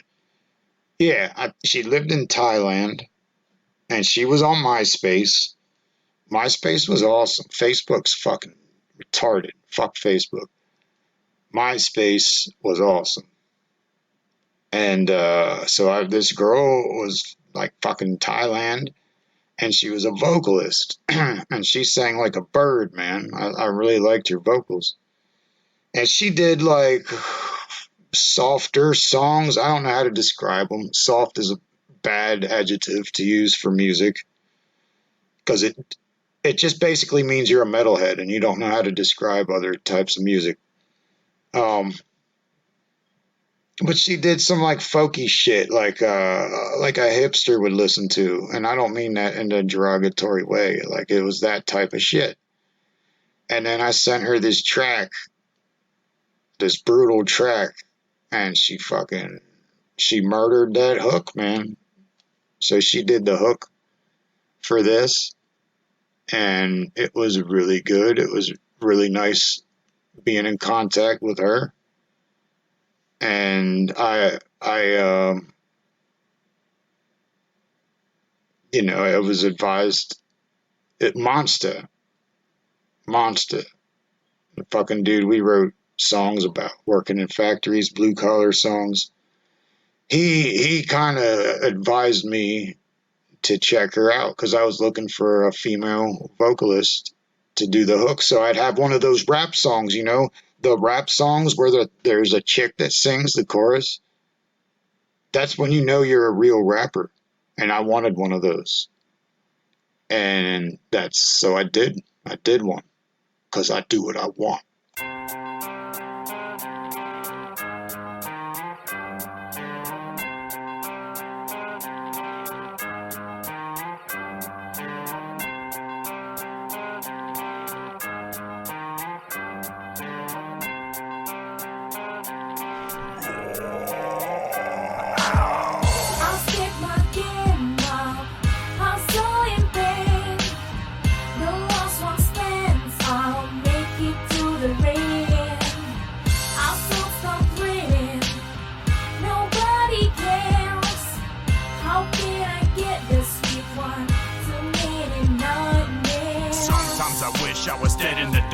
I can't stop these thoughts in my head and it hurts. The burning in my guts as relentless as the headache. Ever since I graduated high school, I just been fed hate. I levitate, start praying to God, but he can't see past all the rage in my heart. So I stay in the dark, waiting to fade off. I've lived this long and ain't nothing ever paid off. Drink the pain away, fuck the pain away, sniff the pain away, the pain remains. My patience is done, feeling fake and numb. I wanna take a gun and blow the pain out my cranium. They keep telling me it'll be okay. I keep feeling like I don't have no say, and ain't nothing made me smile this whole day. Clouds swarm overhead, I live in a cold rain. In this world, I marvel at nothing. My eyes used to sparkle, now they just sting. Let me drop a verse before the beer runs out, cause it's only getting worse from here on out. A tear runs out when I open my eyes. I was happy as a child, now I'm hoping to die. I never cope with the lies. The world keeps selling me it should be a felony to rock this melody. I'll stick my game up, I'm so in pain. The lost one stands, I'll make it to the rain. I'll still stop breathing, nobody cares. How can I get this sweet one to make it nightmare? Sometimes in this life of mine, I don't always find what I'd like to find. Just biting time, no slice of the pie, but I got a tight rhyme. My mic's divine. I was thinking that I might jet, but let me get a mic check. 1, 2. I just might have some fight left. Might have to bite next to get through this. I might not invite death like Judas, but let's do this. I'm back in the game. Still, this depression's attacking my brain, cause the facts haven't changed. That back in the day I was caught in my world while you were passing away. What you must have been feeling, God only knows, but it must have been some real shit. I feel sick, I didn't answer the phone when you gave me a call when you were all alone. And now I'm walking home, feeling that same shit, that pain shit, that fuck up your brain shit, the rain shit, emptiness, lonely, complacent, darkness adjacent to the bass hits. Everybody sick in the head, getting wasted, wasting my time with y'all, I got no patience. I'm the sickest sadist on the day shift. I smiled in my grave on the day that I lay still. I'll stick my game up, I'm so in pain. The lost one stands, I'll make it to the rain. I'll still stop breathing, nobody cares. How can I get this sweet one to make it nightmare? I'll stick my game up, I'm so in pain. The lost one stands, I'll make it to the rain. I'll still stop breathing, nobody cares. How can I get this sweet one to make it nightmares?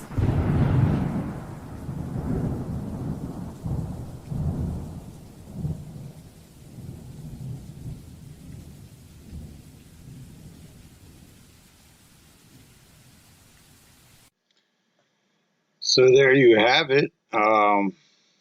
That's my favorite song I've ever done. I really liked T.A. T.A. is her name.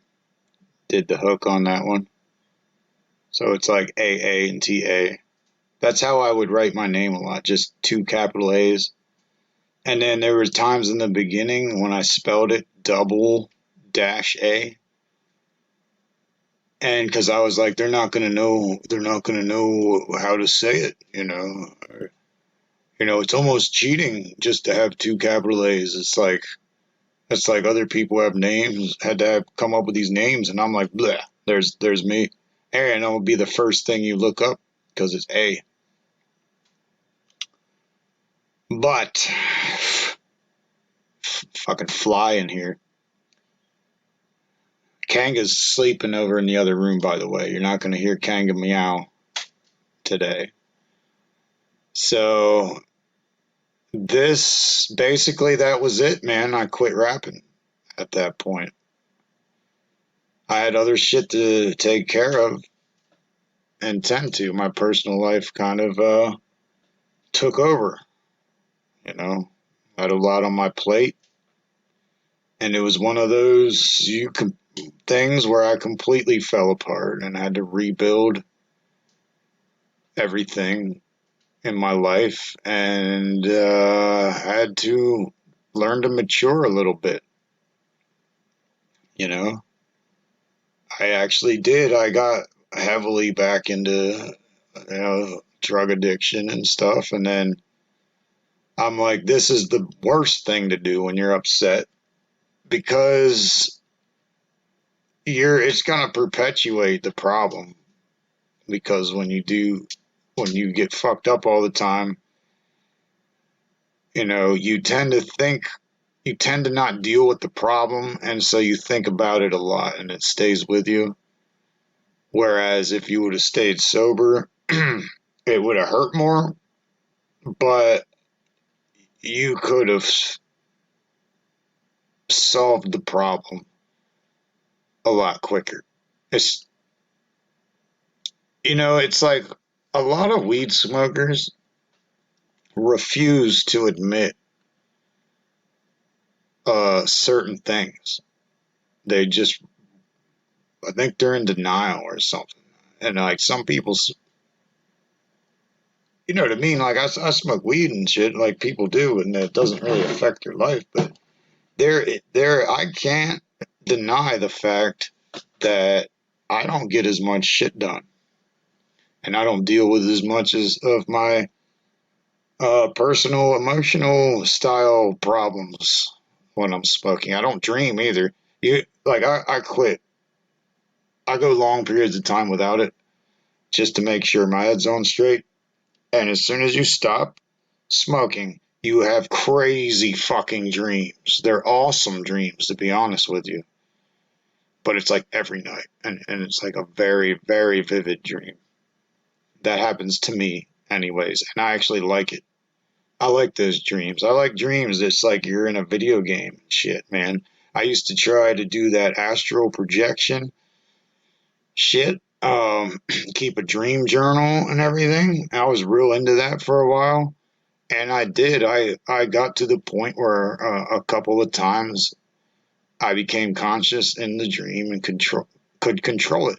But it's like, and I would be floating. That's a constant theme. I'd be floating instead of walking. And in these dreams, once you realize, oh, I'm dreaming, and that takes months of practice, and you cannot smoke weed to try to do this shit. And you keep a journal and you write down, as soon as you wake up, you write down everything because you forget your dream within the first 5 minutes of waking up, but you keep this journal. And I did it. I did it. Fucking woke up in my dream and controlled the dream a couple of times, but if you get too excited, you wake up. And it's like very easy because that's a very hard thing to pull off. So it's very easy to get real excited, like, oh my God, this is cool. And then you wake up. So sticking to the music. We're going to stick to the music here. The personal falling apart into pieces depression story was just relevant to the music. So you know why AA quit. And you know why he wrote a song the previous song, because I'm talking like Double A is this other person. My name's Aaron, spelled with two A's, and I never had a nickname. And once I started doing this, all my friends and shit started calling me Double A, and I just kind of go with it. And so, since I'm doing this, I don't know what you want to call it. Since I started doing this, I went back to the Double A, the alias,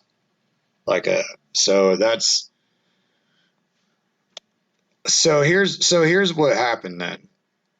So I was done. I quit rapping. I quit the music.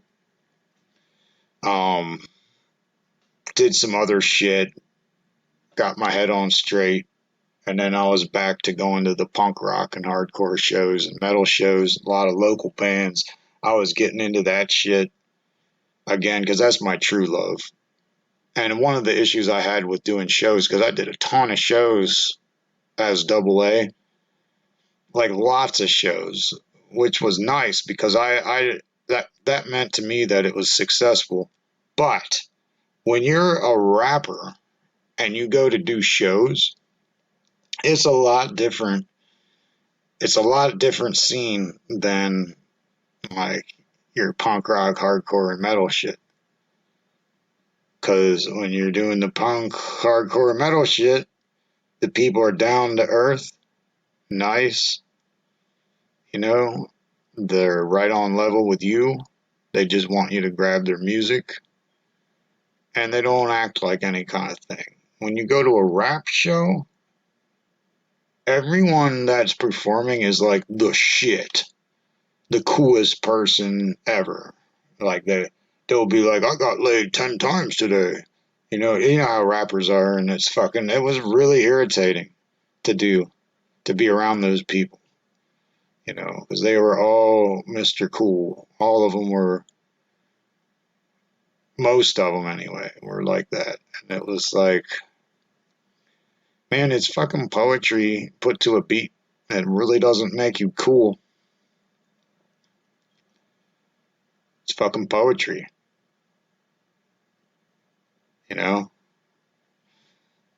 So then, I don't know, man. I was just kind of staying to myself, staying in the house, being a hermit. I would go to those shows and shit, but I was bored one day, and I'm like, I want to make fucking music. Like, this was a while after this shit, and I'm on fucking Craigslist looking at music, vocalists wanted, shit like that, and I messaged this band, Wicked Seed, and I sent them a lot of my music that I had done in the past, and they're like, yeah, come out and jam with us. They were actually in Dover. They were located in Dover, which is weird. They're not attached in any way to anyone I know in Dover, and we did that. So I started doing that, and it was pretty cool, man. Like, there were two guitarists when I started doing that, and then there was Brian, guitarist. There was Sherry, bass guitar, and we did it at Sherry's house. And we went through lots of drummers, to be honest with you, but the second guitarist,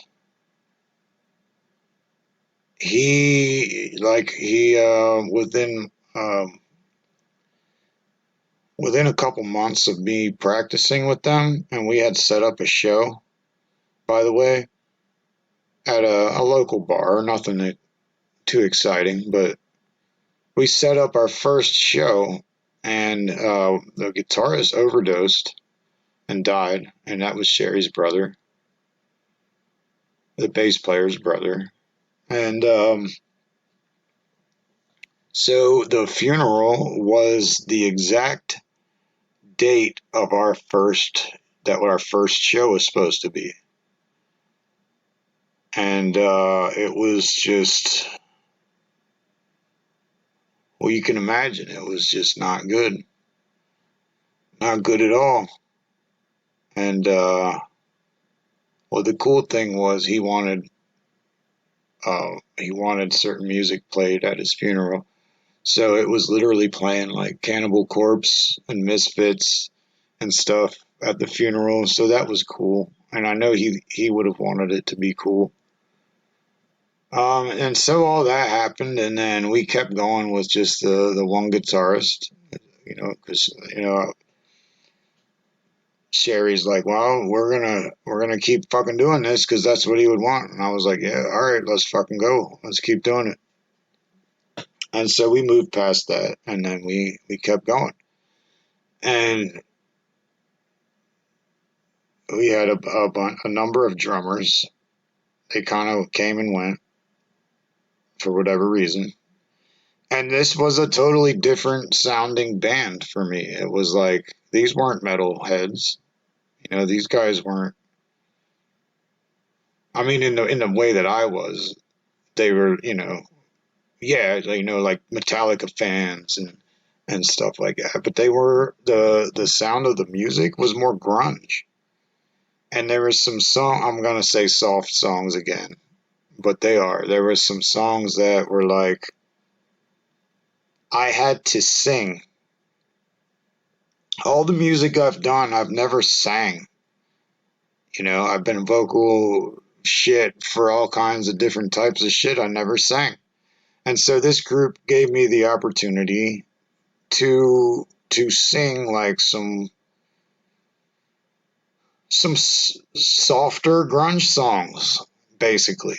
And then I did throw some screaming and some growls in there, which I wouldn't have done if I would do it again. I actually wouldn't do that because it sounds a little forced, because deep down inside I wanted to be doing something heavier, and so that's kind of what it was. It sounds a little forced, but I did this. We went to record at this place that was in Dover that sooner or later shut down because, I mean, it was just like the building was a little large for what I would assume the income would be.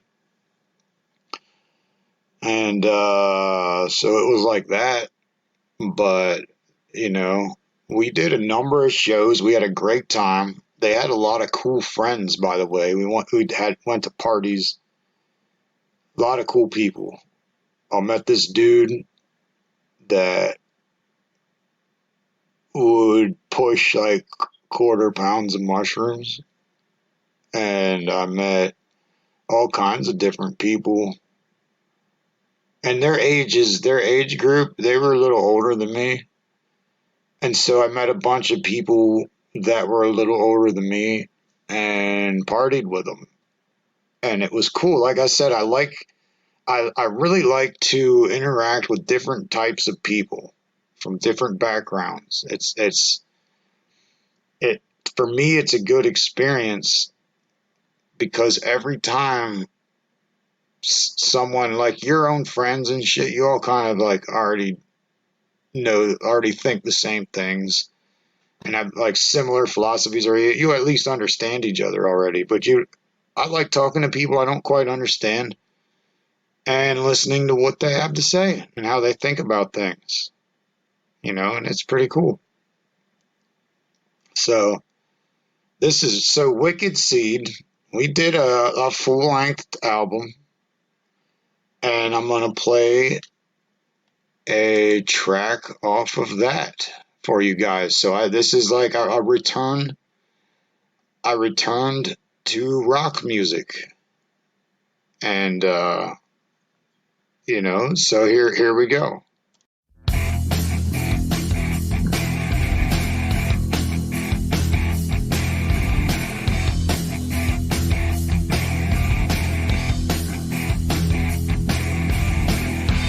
Know who you are and who you will be. I think you're the best, too much in that, so you'll still be the way I feel. To make it nobody kill me, but what happens next? I guess we all will see.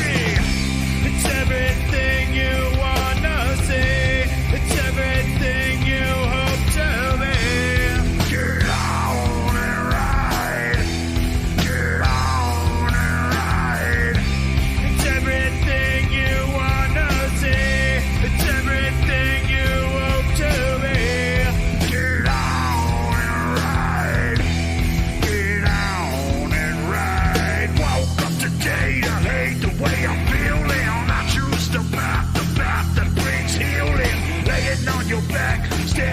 kept it sealed in. Never did a thing, get out and start building. It's everything you wanna see. It's everything you owe to me. Get on and ride. Get on and ride. It's everything you wanna see. It's everything you owe to me. Get on and ride. Get on and ride.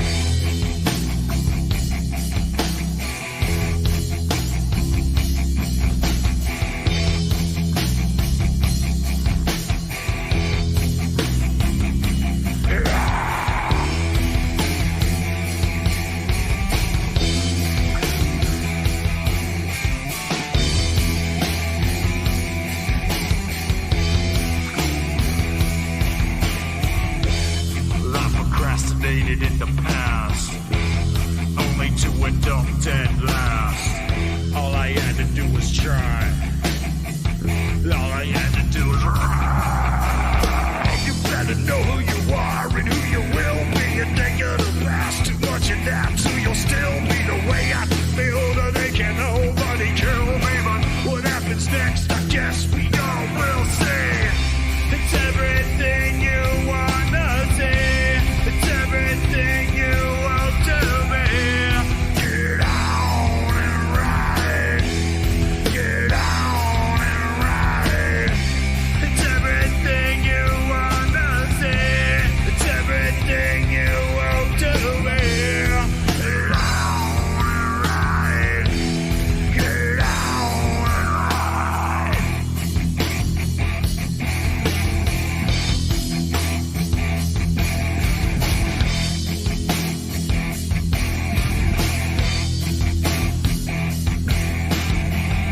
Everything you wanna see, everything you owe to me. All you gotta do is try. All you gotta do is ride. Go.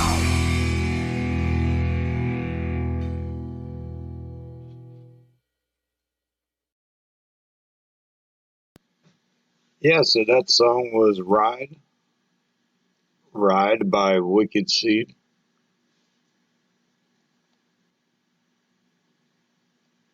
Yeah, so that was Ride. Ride by Wicked Seed. And see, I think I was with them guys for like 2 years. Yeah. Yeah, like 2 years. The one drummer Jay, man, like I really got along with that guy. He was like actually an extraordinary bass player is what he was. But he was just, like, fuck it, you guys need a drummer. And that guy was mad cool, man. Cranky. It wasn't so much cranky as just he ain't got the time to put up with no shit. And so most people he didn't really care for. He was just that type of dude. And I enjoyed hanging out with him, man. I would hang out with him outside of the band and shit. He was a cool dude. He was a pretty cool dude. And then he got cancer. And he got real bad. And he called me and told me to come visit him at the Motel 6. So during this time of getting cancer and all that shit, he got pissed at his girlfriend and moved out of the house. Said, fuck her. And basically, most anyone he knows, he didn't have no family. He told all his friends to fuck off. Cool dude, man. Really cool dude. Tells me to come up to Motel 6. I come up there. He's got his dog in the hotel. And he looks like really bad. He's in bad shape. And he gives me a big old block of silver. It was like 10 ounces, I think. and like $300 cash and stuff like that.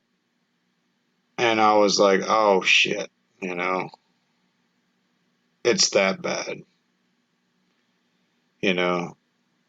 So, and he told me when I was there, he didn't want to see anyone else. He said everyone else is too fake that he knows, and he don't want to see them. He don't got enough time left to deal with that shit. That's kind of what he told me, man. Really cool dude. He used to be in a Red Hot Chili Pepper cover band, and he would do all kinds of weird shit, dress up, and he would wear 5-gallon buckets on it for shoes, and do all kinds of fucked up shit back then. And he was friends with Sadistic Visions, which is a local Pennsylvania death metal band that kicks fucking ass. Sadistic Visions, man. Or Vision. Sadistic Vision. Vision. Yeah, well, whatever, man. And so that Wicked Seed broke up eventually, and I kind of you know, I kind of stayed to myself for a little, and then I went and worked with this dude Billy Fingers. He could shred guitar pretty well. He could record pretty well, high quality recordings. He had the ear for it, or he knew what programs, and he knew all that shit. Could shred the guitar, and me and him started working on some stuff for a couple of months, and there's just two of us. So he was fucking around with like industrial electronic shit, and so we were kind of doing like an industrial group, mostly electronic with some guitars in the back. And we made like a couple of songs, but we wanted a band, man. And so we got a second guitarist, a bassist, and a drummer. And the drummer was one of the people that was a drummer for Wicked Seed. I just called him up, and I'm like, hey. We went out to eat, and we talked business. And I made him an offer he couldn't refuse. Hey, man, come jam with us. And so that group was called Our Own Device. And we did a lot of practicing. We never did a show. We never really recorded anything. And I don't have any of the music on me or anywhere. So that was like a thing that, you know, I just love doing music, and I don't care.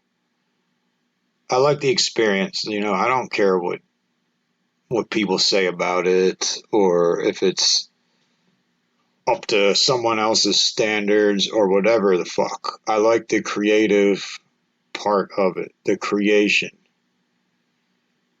After that, I'm out. Like, if someone else would have promoted the shit that I did throughout this time, maybe something would have happened. But I don't do that shit, man. I'm not a fucking vacuum salesman, you know? I'm not fucking gonna walk up to people. You want to listen to my shit? Take 10 of them, hand them out. Hand them out to your friends. I don't fucking do that shit. You know? Those people ain't even gonna fucking listen to it. So that's the issue really with me, is I love to create music. And all that, but as far as getting it out there, I'm not interested in that. That's actually stressful. And that type of shit actually makes me not want to make music. To think that I might have to try to market it, or to try to to even give to my friends to listen. Well, I like giving it to my friends to listen to, like my real friends. You know, but you guys know what I'm talking about. You guys know what I mean. And so this band is a song that I did in this band that was completely this band. I mean, not Our Own Device. Our Own Device didn't really do a whole lot. It was just like a last stand for me. And after that, I was like, I'm kind of tired of doing music. I work a lot. I don't got time to be practicing. I kind of want my free time to myself again.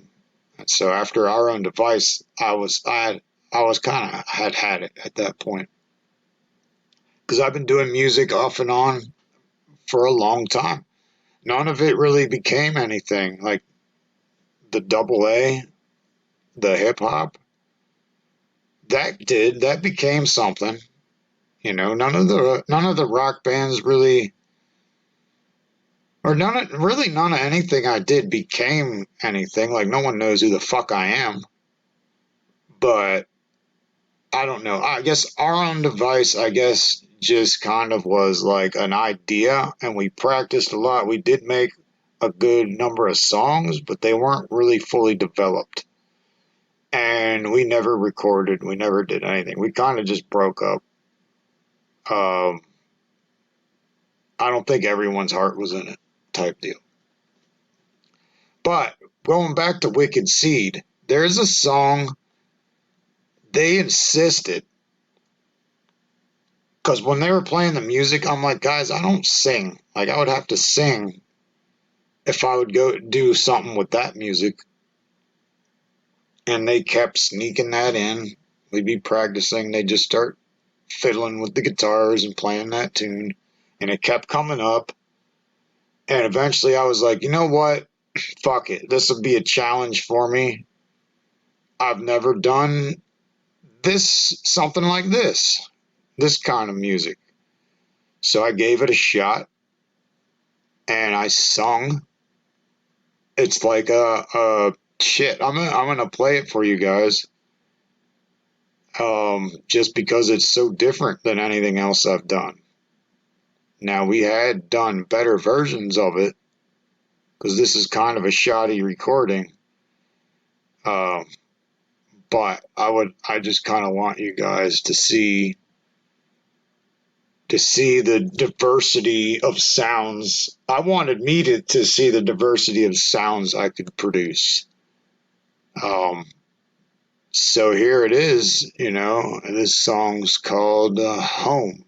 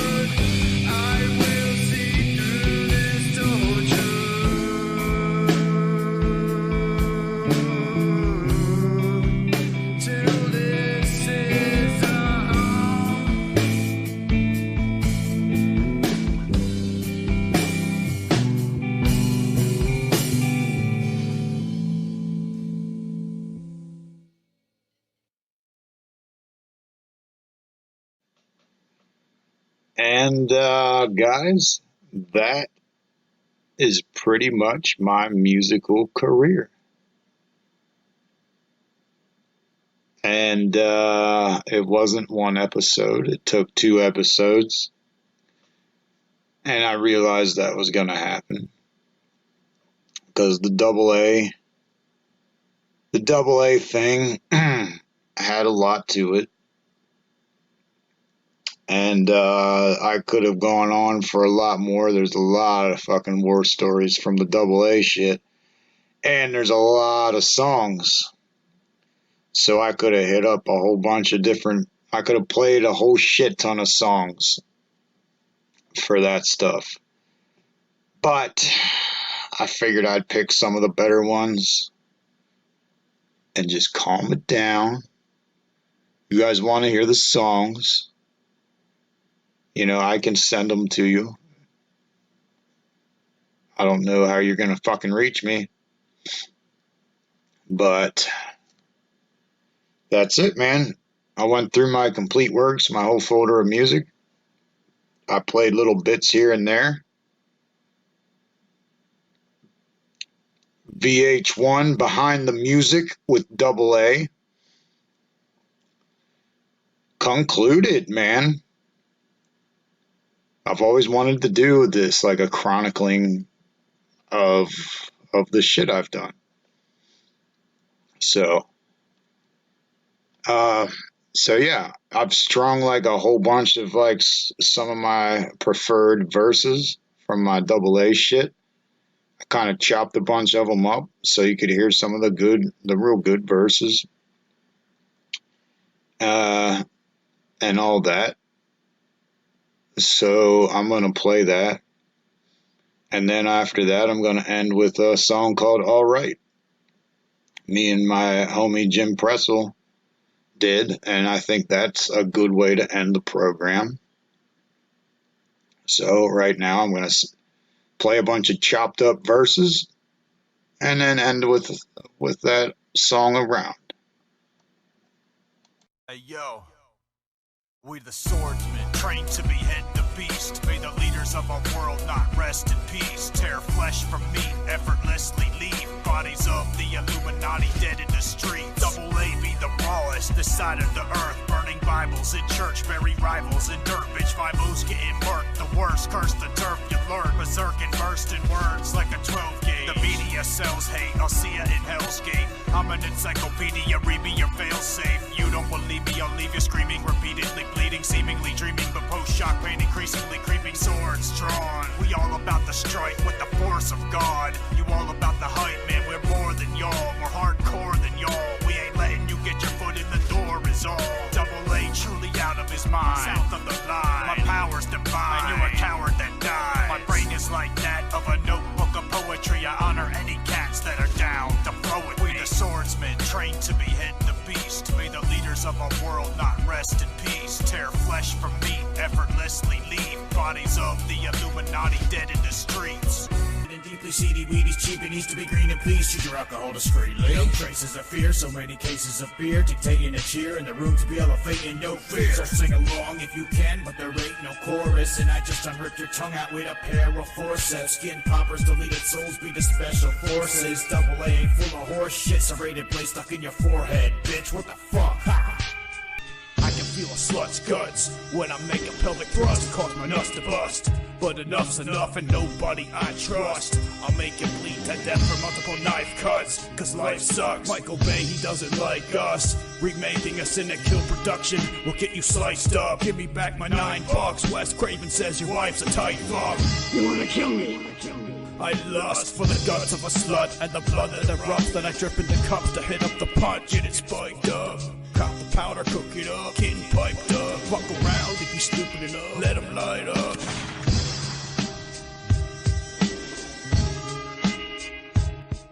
You've been raided, mutilated, fooled and raped and fumigated. recuperating, you my making. You scream, you know I'll just tape it. While Ski Rez is in the corner making beats and mixing motions. Mainstream hip-hop artists just go through the motions. Pointless like modern-day Christians reading devotions. Bleeding oceans of slogans that are seemingly repeating to be hopeless. Broke kids are making dope shit and giving it out for free. Chopping beats to shreds like Jason Voorhees. So give me more speed, deleted Soulz feed. The killer assault turned God to a pillar of salt. I need to feed off my sinful dreams of sadistic, satanic, sexual violence, drugs, lyrics, and beats. It's a simple fact that these pills are triple stacked, causing more brain damage than a sickle in a bat.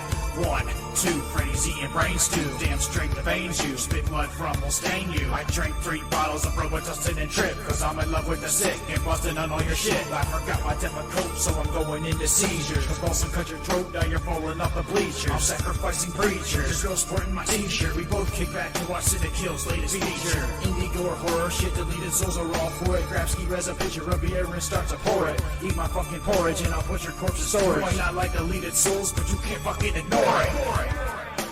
All you rap about is how cool you are, you damn bitch. A man is a man, and my man, you ain't shit. Like I give a fuck if you're insanely rich. I'll jab a marshmallow stick in your neck to change the bitch. So drop the beat and get out my fucking way. I let the AK spray when I'm out on the stage. It ain't horrorcore unless somebody gets murdered. Professional perverter, tell the cop I'm disturbed, sir. Sipping off some scissor, chopping out your gizzard. Buying motherfucking CDs and my fucking stickers. Heard a lot of different lies from a lot of rappers. My natural flow is like a natural disaster, floating backwards while I'm sticking my veins, sacrificing animals cause I'm vicious on stage, splitting your brain.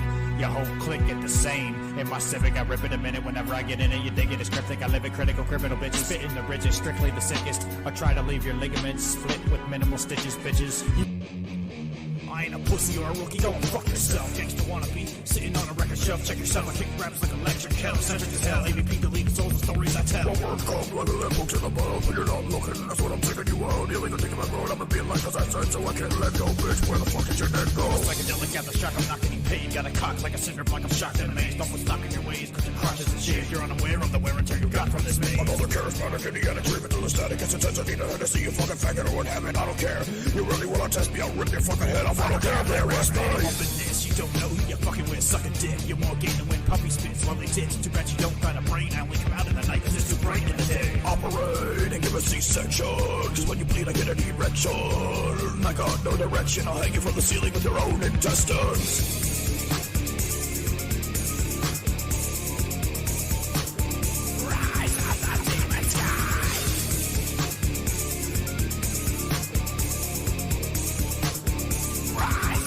Yeah, it's all black, turned to ash, the backlash of a life led by a heathen. Got my internal organs bleeding, receiving no light. I dream of Jesus Christ bleeding at night. Pop your gut with a Phillips head, blood spilling red, power drilling your head. I'm killing the nurse, filling my meds. I hang with death like Bill and Ted. The blood won't clot, it keeps pouring on the floor in the kitchen. Stitching up the corpse as good as I can with double vision. Hitching a ride, blast the driver like a pigeon. Prescriptions of whatever the fuck. Eating pills on the northeast, wherever I'm stuck. Can't stop thinking these horrible things. Adorable brings me to a violent state when I'm a hate whatever steps in my way. Sin is my destiny. To escape this, shape this life, I ain't right. And nothing I can say will ever make this day right.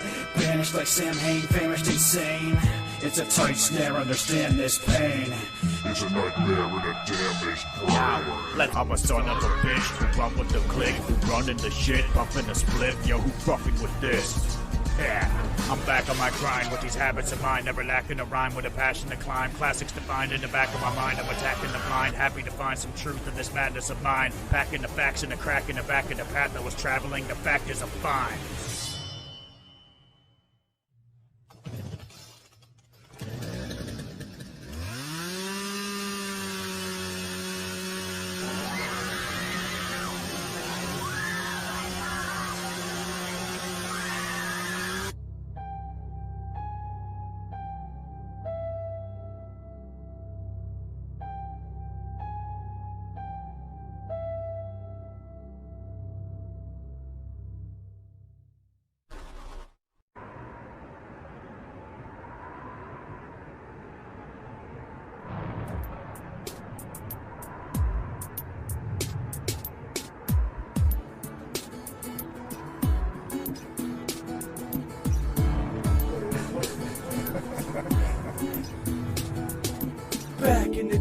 as sharp as a battle axe. Used to hustle backpacks full of snack packs, selling codes for Mortal Kombat. Now I sit back with a 6-pack, counting fat stacks. Can you feel me? I ran with the most dangerous clique. DHCB, dog man, he created this shit. Affiliated for life, dedicated to it. So I'm not wasting no time, man, I'm living in this for real, for real. Ain't gonna waste no time. Ain't trying to nickel and dime. This time I'll get up and live my life. Stop moping around, it just might be alright. I'm looking at my yearbook, just sitting here, wondering what happened to my freaking hair. Super Mario Brothers, filling my day. Sunshine in the summertime, man, I can't complain. Call my boy Shag up, trying to pick a bag up. All our efforts add up to a drag. A puff, a Pepsi, and a bag of chips. I felt plenty rich, with a handful of penny sticks. Ain't gonna waste no time. Ain't trying to nickel and dime. This time I'll get up and live my life. Stop moping around, it just might be alright. Alright.